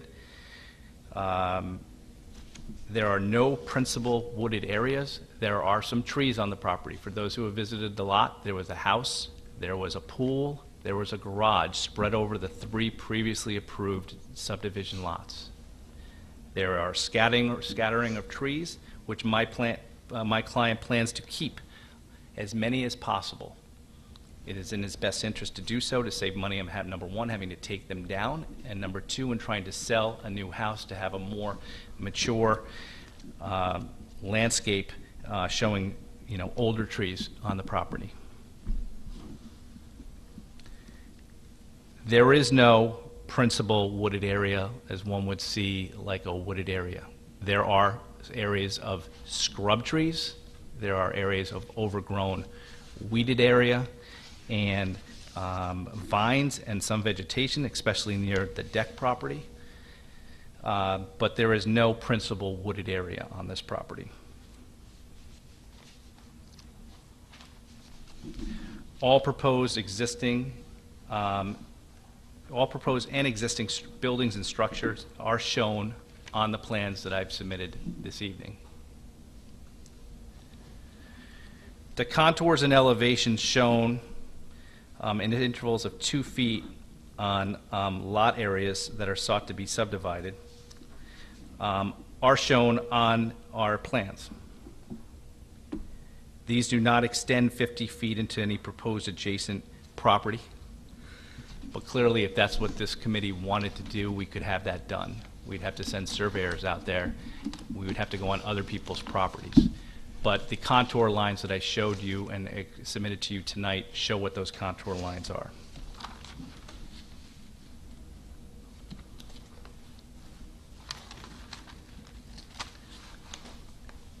So if you actually want to see contour lines that go onto the surrounding lots, not the ones that we are trying to subdivide, we can do that. And I would request that if that's what you want, that someone make a motion to hold this hearing open until we get that field work done, which would take approximately 2 weeks. Ms. Deck makes a comment about being concerned about her gas line. Clearly, we will have to be concerned about any gas line or any construction we have to do, and as required by Connecticut state law, we must call before you dig and have every utility marked before we do any excavation on any of the lots if this is approved.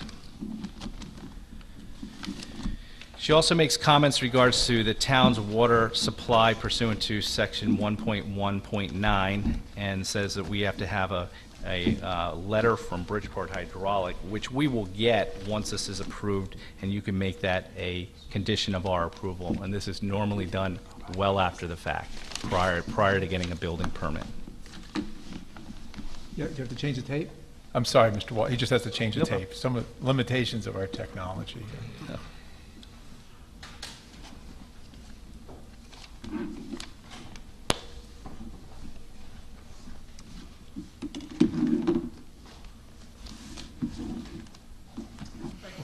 Thank you.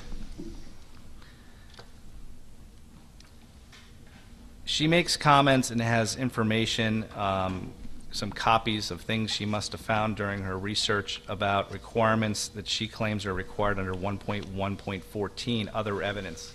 One of the major contentions she states is that she wants there to be tree canopy protection. However, this is not a requirement of your regs. And she finds an article saying that, you know, it should be at least 50 feet. There is no requirement in your regs that be the case, and that's not been applied in other cases before you. We are not. She also claims that we should be required to produce experts such as environmental engineer, soil scientist, arborists, and ecologists. We're not required under your regulations to supply that. And Ms. Deck is not, Ms. Deck or no one who has been before you on this application has brought their own people to say that there is a problem. There's a lot of conjecture about certain things. There's a lot of conjecture about cottontail rabbits and whether they will become endangered, and box turtles, and that they possibly could be in the area. They might be in the area, they might not be in the area. There's not been one allegation that there's one box turtle that's even on our property, let alone on the surrounding neighbors' properties.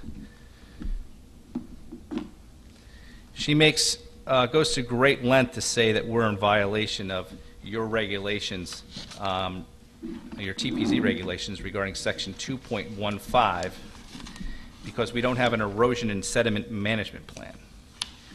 I'd respectfully disagree with that statement and would ask that the Commission take note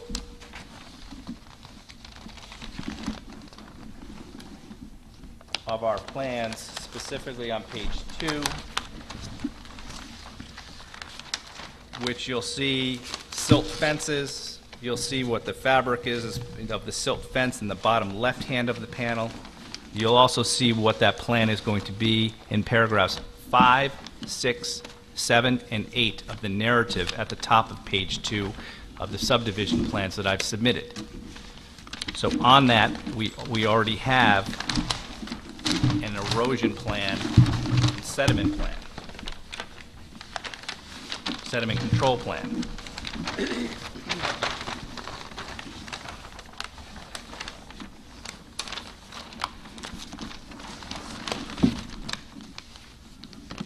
So that is an incorrect statement to say that we don't have it. We meet the requirements of section 2.1.5. Mr. Walsh, just for clarity, this is the second page of your thing. It's the data accumulation plan for the 3-lot subdivision?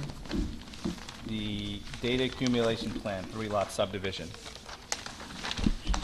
And it's page 2 by it just being the second page of this. It's in the second page of what's stapled together on that plan. Second page of what's stapled together. It says 1 of 1. Yeah. And once again, just to point out, in the bottom left-hand, next to the legend, to the right of the legend, you'll see a silt fence. Silt fence and anti-track. You'll see in the middle of the map all along, you'll see the dimensions of where that silt fence goes all around the property.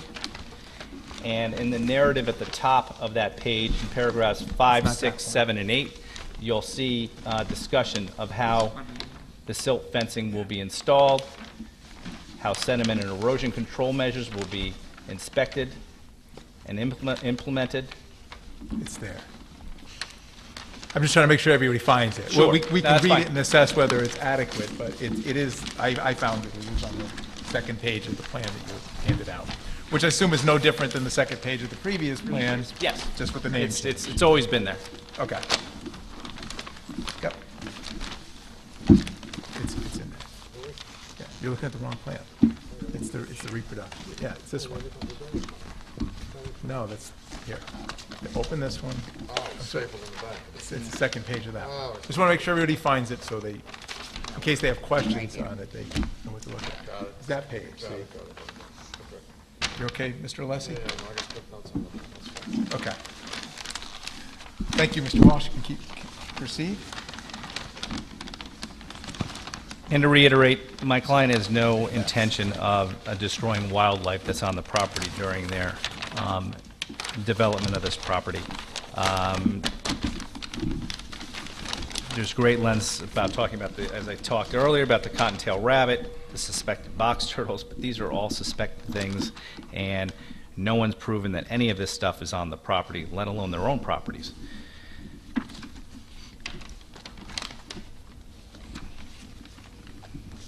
This application complies with all of your subdivision requirements and will require no variance for any of the lots. As you know, this commission sits in its administrative capacity, and if my client's application complies with all of your requirements of your regulations, you must, by law, approve this application.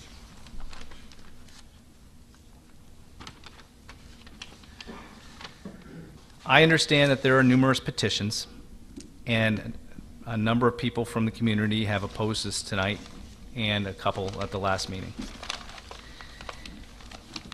And some of these people have clearly stated that they do not want this subdivision, but their reasons are misplaced. My client is only seeking what most of the other neighbors in that neighborhood have, to build a single-family residence on quarter-acre lots, 14,000 square foot lots to build single-family residences. While many of the neighbors have expressed that they like the fact that this property that my client has is really 3 lots, but is now 1, and like the size of it, my clients do not have to be burdened by the wants of the other neighbors. My clients can do what they want to pursuant to the law, just like my clients believe and respect the rights of other neighbors to do what they want legally with their own properties. My client was not the arsonist who burnt down this house.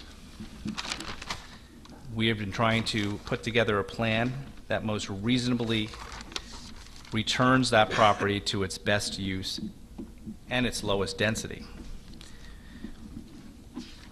We've heard a lot of red herrings this evening about cottontail rabbits and box turtles. We've had no experts, only opinions from lay people. There's been a lot of talk about blasting, which I'll get to later, but blasting is not under your purview.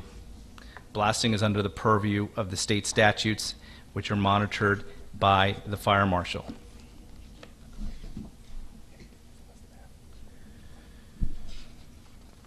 Blasting is not a requirement of your TPZ subdivision regulations. So therefore, that should not come into any of your decision-making process. We cannot expect a developer to solve the problems it did not cause in this neighborhood. This subdivision will improve many of the neighborhood shortcomings in drainage and safety, which my client will spend a lot of money to do. Further, my client's plan and development benefits this neighborhood and benefits the town of Fairfield, and actually takes some of the burden of off the taxpayers of Fairfield by doing some of the things that even the town admits should be done with the drainage there. First, it allows my client to develop the property like a majority of the neighborhood, to match the neighborhood so that these houses blend in the neighborhood. We're not seeking, to build oversized houses on undersized lots. We're doing what we can, what we're supposed to be doing within the zone. We're building our plan is to build 3 beautiful new houses that will improve, actually, the market value in that neighborhood. Not like some of the people say, bring it down.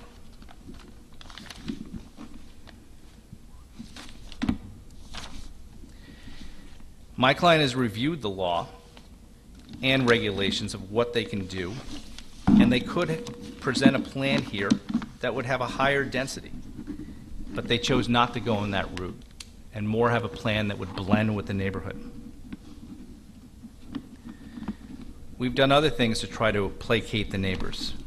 Originally, the retaining wall that was built closest to the deck property was supposed to be closer to the property line, but we moved it away. We moved it 15 feet away from the border to try to give them some space, something that we thought was a positive.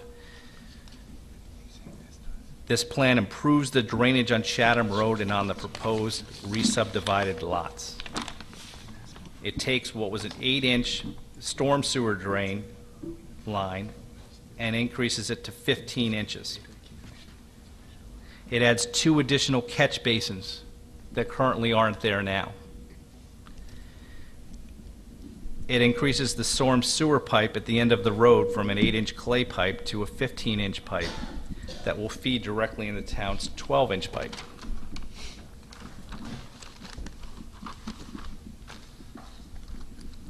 Our plan will have no negative impact on the drainage for Chatham Road. It will actually be decreased because of the on-site detention system. This is an engineered system that takes all rainwater that goes on all roofs and the driveway and keeps it on-site, doesn't leach into the ground, keeps it on-site in a system that will slowly drain it at a reasonable rate into the town sewer, storm sewer system. I'm going to bring up Mr. Buterla again, just to talk about that issue once again.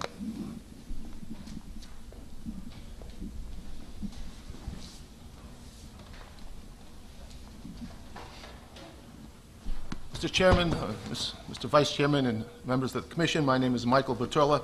I'm a licensed land surveyor and engineer with the Huntington Company with an office here in town.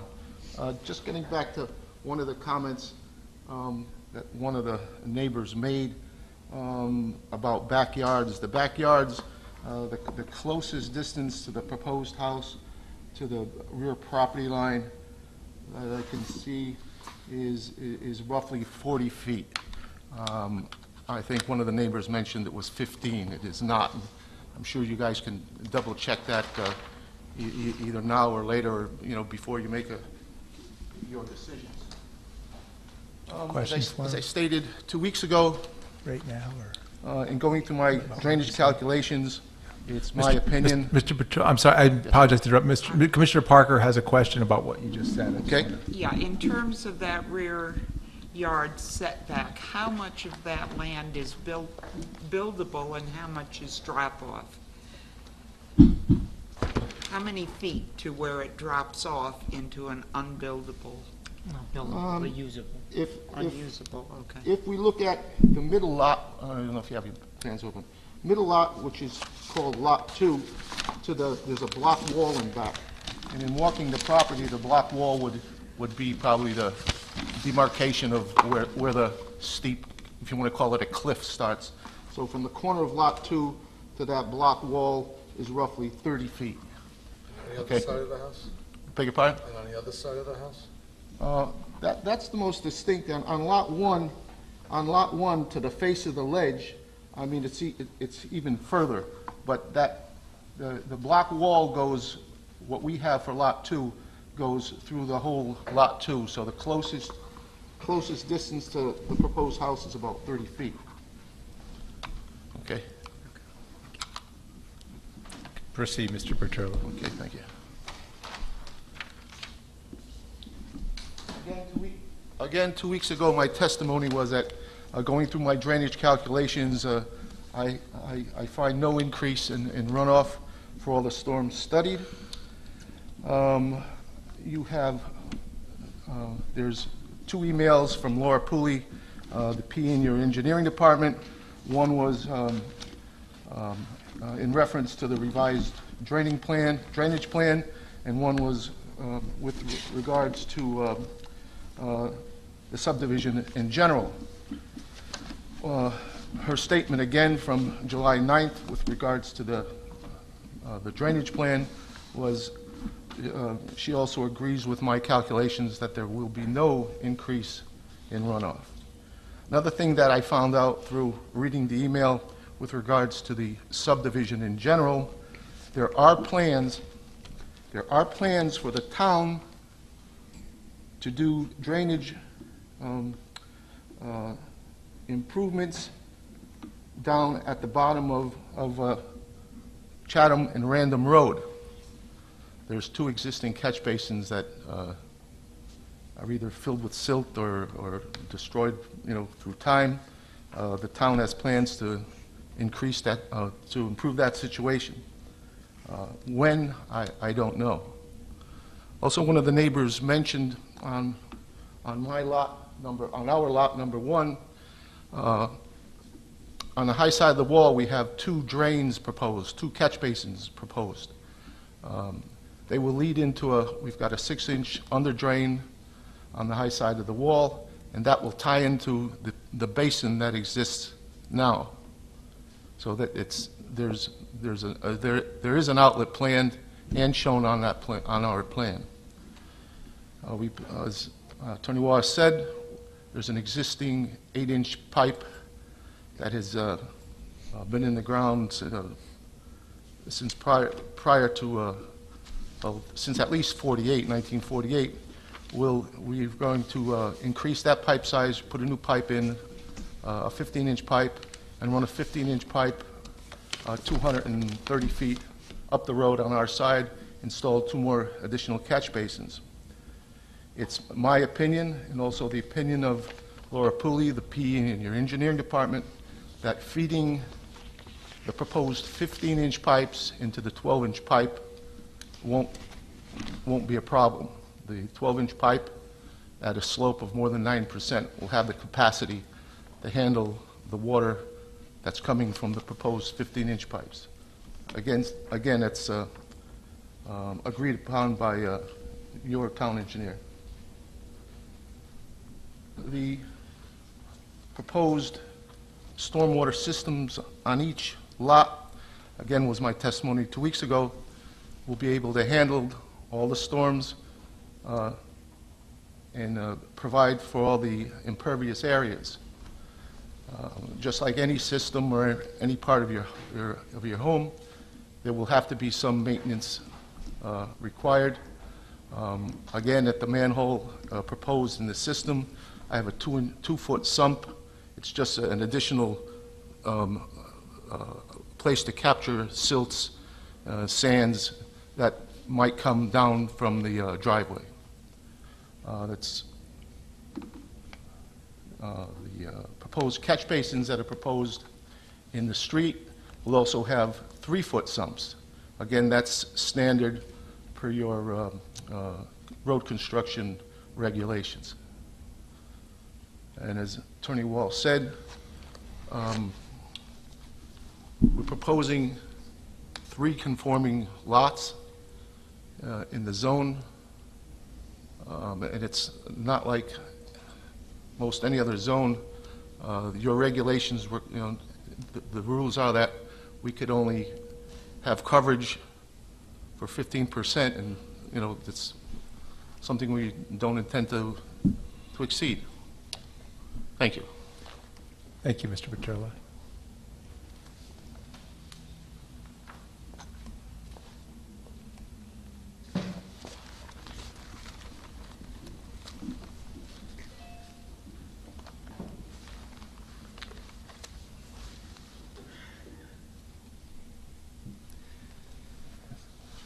As Mr. Petrola has stated, and as you've previously heard, my client has taken great lengths to have engineered a water detention system that will not increase any water that is going to the street and going into the storm sewer system, and that will have any ability to run off onto others' properties. The current house that was there had no system whatsoever. It just had downspouts. The ones at the front aim towards the front of the property and down towards Chatham Road. The ones in the back aim towards the rear of the property and to the cliff you've all been hearing about. But you've not only heard from Mr. Butterl of the Huntington Company as an engineer, but it is very important that you also understand Ms. Pulley's email that is dated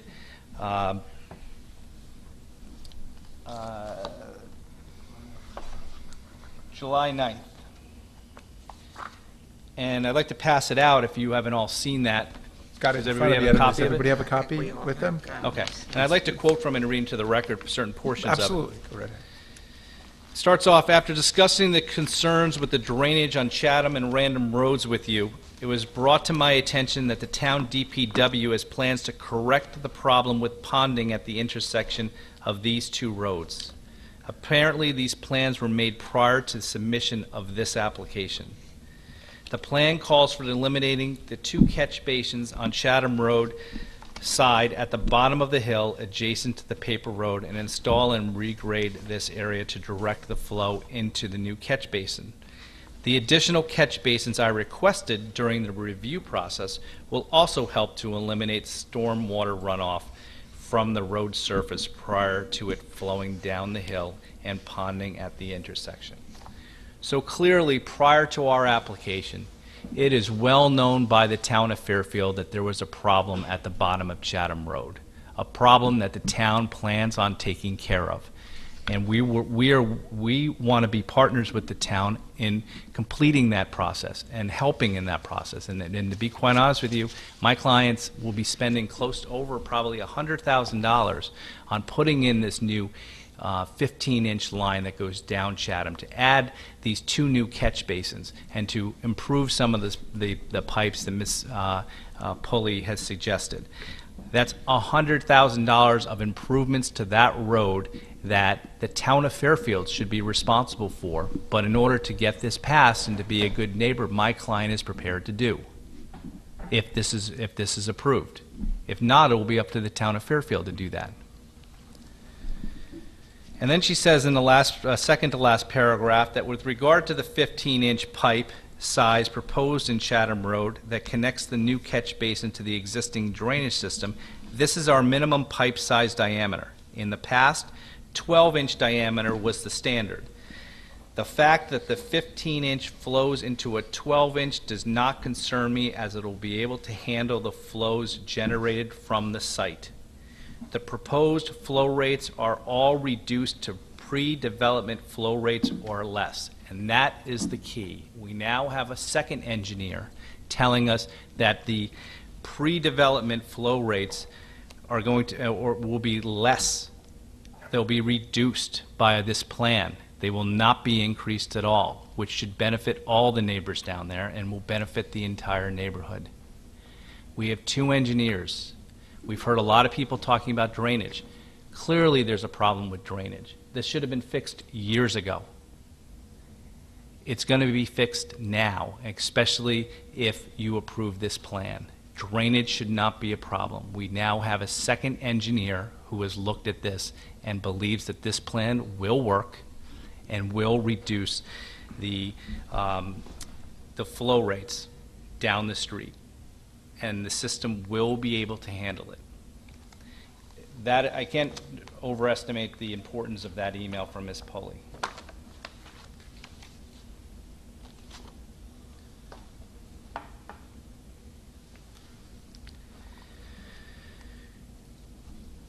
One of the neighbors behind us, down below the cliff, talked about that there was no thought process given to the the neighbors that reside below, and I couldn't really not disagree with that more. My client took great efforts to do that and knew that this body would be looking at that. And beforehand, there was only downspouts that led right towards that cliff and would go right down that cliff if it wasn't absorbed into the grass area. Now, those downspouts go into this retention system. Nothing exits the back of that property.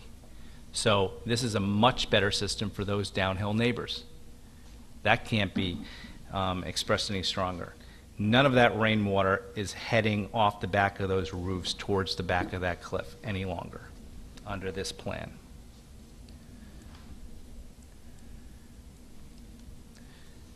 I'd like to talk about safety. A number of neighbors brought up safety as being an issue.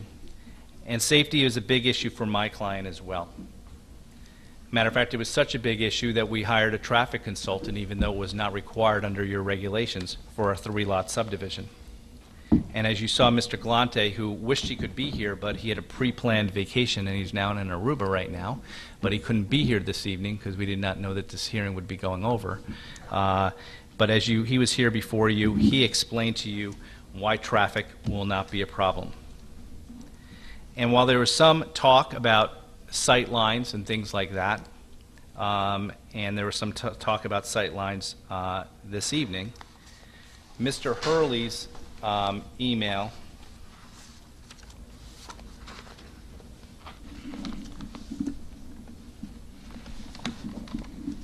to you on July 4th. Do you all have copies of that? I do. Mr. Hurley did not visit the site, his email. No, but one of the things that he does say right off the bat is that your TPZ regulations for sight lines are regards to street lines, and that they normally do not apply to driveways. I think it's the second line of his email. So, in essence, there is no part of your subdivision that requires the 225. However, in regards to talking about safety, Ms. Pulley, once again, has an email exchange that was brought up by one of the neighbors that's, happens between Mr. Galante sending one during this email chain from July 5th and her responding on July 9th. He's on vacation at that point, but while he's on vacation, he does respond to that. And I would just like to address that email for a second and read into the record Ms. Pulley's comments. It says, Mike, I did get a chance to look at your report. It sounds like the westerly lot may have a problem with stopping sight distance, as your report indicates. Did you take into consideration the upgraded slope of vehicles traveling east? The chart I have indicates the SSD may be less than 155, reduced to 140 feet if the grade of the road is 9%. This still doesn't help you, as you only have 135 SSD for that particular driveway. The driveway would have to be relocated closer to the property if you agree that the SSD can be reduced to the slope of the road. I don't believe the tree clearing will be acceptable to provide for additional sightline distance. Call me to discuss. He responded to her on Monday, July 9th, saying, we could shift to the access drive, but I believe that the actual speed of a motorist at the point or at the point or approaching that location is lower than the 22 or 23 miles per hour we recorded at the center of all the lots. Under these conditions and the very local nature of this roadway, the available SSD would be reasonable in my opinion.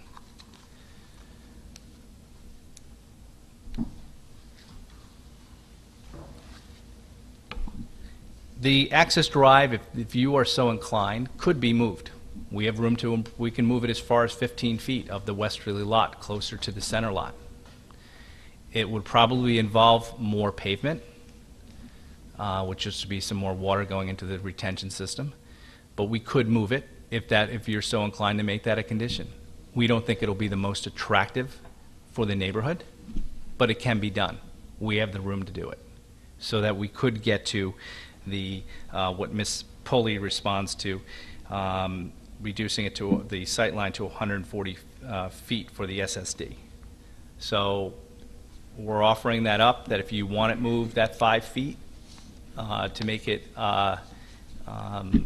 more palatable, or you think that that'll increase the safety, that's something we'd be willing to do. I don't think we're going to adjust it in any way. I think, Mr. Walsh, we have to look at the site distances in the traffic report, both the ISD and the SSD, and assess it there against the plan. So I don't know that the commission's going to be moving any driveways, but we may offer it as a condition of approval. I could not say now what the commission would want to do there. We did read the email exchange between Mr. Galante and Ms. Pulley, though. Okay. Other than that, the safety, as a safety, all the other safety requirements Mr. Galante looked at and found them to be all within what is required. So there really is not a lot of safety issues to deal with this property. Excavation and blasting, as you heard from one of the principals in 50 Development LLC, he's already been out to the property, and the only thing that he has hit is shale that's been coming up pretty readily. There was a swimming pool there that had 8-foot depth. They obviously didn't need any blasting for that. We do not believe that there's going to be blasting necessary, although we do not know what we will run into. We do not want there to be blasting. It increases our cost dramatically, so we will do anything we can not for there to be blasting. However, if it's required, we must follow the regulations, and we must make an application to the fire marshal. And that includes some of the things that Mr. Deck requested, such as the pre-blast surveys and things like that. So all of that stuff will be taken care of if that is ever necessary, although at this point in time, based on what my client has seen at the site, they do not believe it will be necessary. One of the neighbors made comment about the trees at the back of the property and that they might fall towards the rear of the property and down the embankment and things like that. We are not doing really anything with those trees. The only thing we're trying to do is limit runoff from the proposed development down the hill. Those trees are there. As they age, if something's going to fall, it's going to fall. It's, you know, we're not doing anything that's going to be doing anything to those trees that will cause anything different.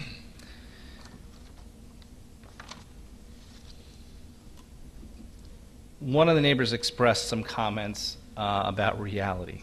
Well, reality is reality, and in this reality we have to deal with engineers, and that's what my clients are dealing with. They're the only ones who have put up any experts to talk about this property and what will be done. We've spent a lot of money and a lot of time in engineering a drainage system that 2 engineers now have said will work and are the best for the neighborhood. My client is trying to deal with facts in regards to this development and not conjecture and opinions. While I understand the neighbors can feel strongly about it, facts are facts, and engineering is engineering. And it's not just our engineering who we're paying, it's also the town engineers who's looking out for what's best for the town of Fairfield. You have numerous petitions that you've received. And I will take issue with, and I would also ask that you not consider and remove from your file any of the petitions that look like this. You mean without signatures? Without signatures, that were supposedly done through an email site or website or something else like that. While this committee normally takes petitions, those petitions are normally signed. They normally not only have people's names, they have addresses.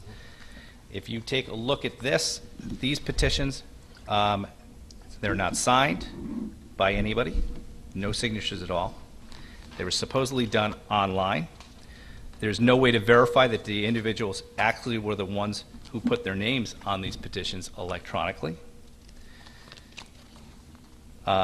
Anyone could put any name they wanted to in regards to, you know, putting a name in here. Mr. Walsh, I'll make it easy for you. It doesn't matter. We have a petition with signatures. I'd be happy to disregard the one without. I tend to agree with you. I'd like the on body that. to remove them. I'd also say that there's unlike a zone change application, there's no difference in our vote.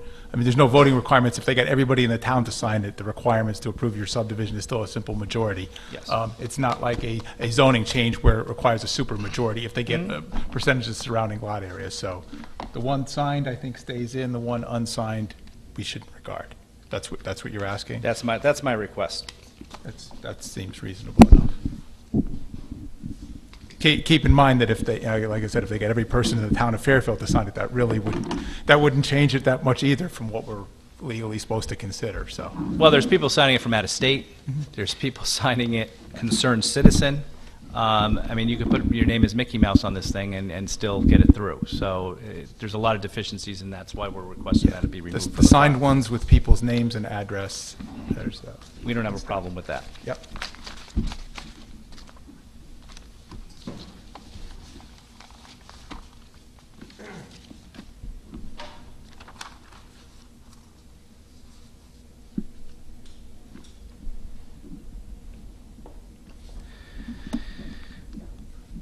My client takes a difficult water situation that's on that street and improves it.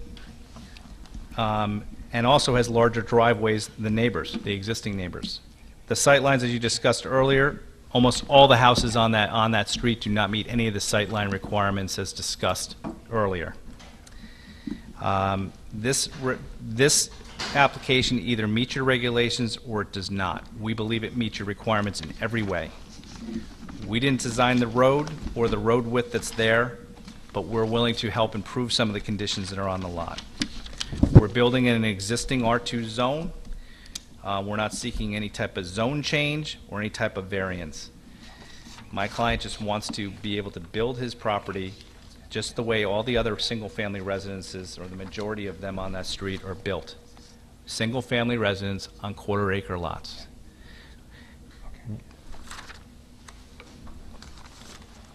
Once again, our application meets all the requirements of your zoning regulations for subdivisions.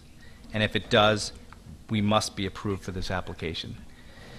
We respectfully request at this point that you approve our application, and I'll take any questions you might have at this point in time.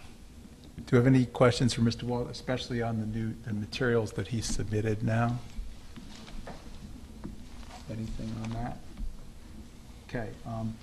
Mr. Walsh, first of all, you did submit some new materials. I think it was a minor change to the plan. It's a rebuttal evidence in that it addresses concerns expressed by some of the public comment. So I don't really regard any of this as me. I didn't really get why we got this, the London Brook watershed as additional evidence. Well, it shows the topographical maps in that area. Okay. We did not have topographical maps areas for other properties that are adjoining us, but if you wanted to see what they were, we thought we'd submit what the topographical areas were, so you had it for the file. Yep. So that was for topographical maps. The other Yes. was a name change, and the other one was just to show that the dimensions for 92 Chatham Road, which is part of the application, and the zoning grid associated with it. Well, was to show that we did a full survey of both, A2 survey of both lots. Okay. That are, even though it's only a small sliver of 92, we did and all the structures can be shown there, including the neighbors that are next door, which was something Ms. Deck was complaining was a technical deficiency. So in order to try to correct a couple of those minor technical deficiencies, we submitted that additional information. Okay. Okay. I don't really regard that as new evidence that opens up new public comment there. Okay. I'll say at the last meeting, the town engineer was requested to be here to answer some questions, and he or she could not make it here tonight.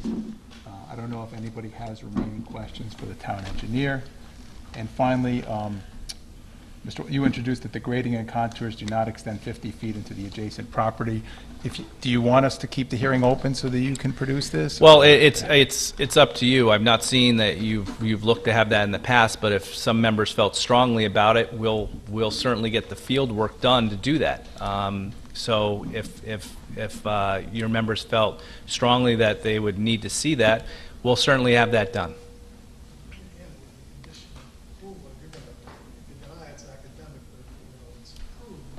We could require it as a condition of approval. I mean, I'd rather, not. Your preference would be for us not to keep the hearing open, I take it. Yes, but I also don't, I'd also prefer not to be denied just over a slight technicality of your regulation. So if that's something you want at any point in time, we would certainly get that information to you. Close this hearing, you can secure that information based on action, whatever action.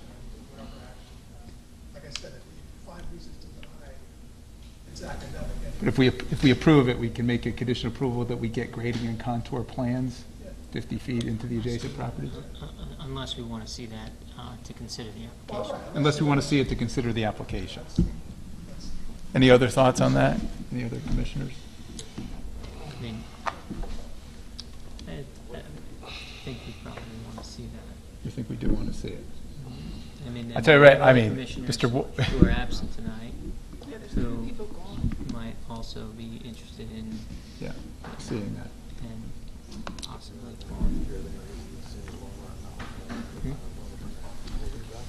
Well, that's my so we can have that. Yeah, I'd rather close it, but we can't put it this way. We can't deny it. Sorry. You offered to produce. Yeah, I'm sorry. We should not. We have to talk in public. We can't talk. Feel free to express your thoughts in public, though, as far as that goes. I mean, we can either make it a condition, or we can have Mr. Walsh come back with it.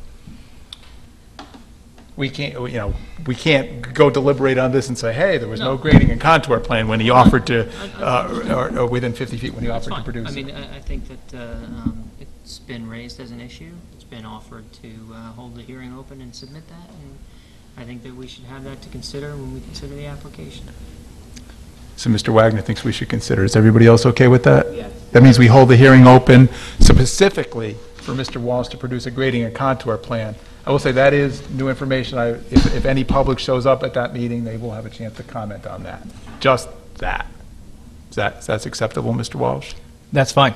I will find out tomorrow exactly when we can get, and I'd appreciate the your commission's indulgence that if we get that done, it's such a limited thing that we can get on as soon as possible, since it's such a limited issue. Well, I think that you just coordinate with staff in terms of your timing and when we can get it on the next agenda, and we'll want to do that as soon as we can. Right. I mean, we do legally have 35 days from the start to complete the public hearing. We'd be pushing 28 to the next meeting, so we don't want to run over. We want to respect, your rights here.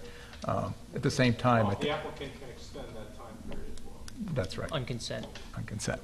So because he's offered to bring this stuff in, I think we should let him, and then he can schedule that presentation of that with the staff at an agreed upon date. That's okay? That's fine. Okay, great. Well, then I'm going to leave the hearing open in lieu of getting that evidence, but I'll adjourn the meeting for tonight if there's no further questions for the applicant. Great, we're adjourned. I don't want to bang it down.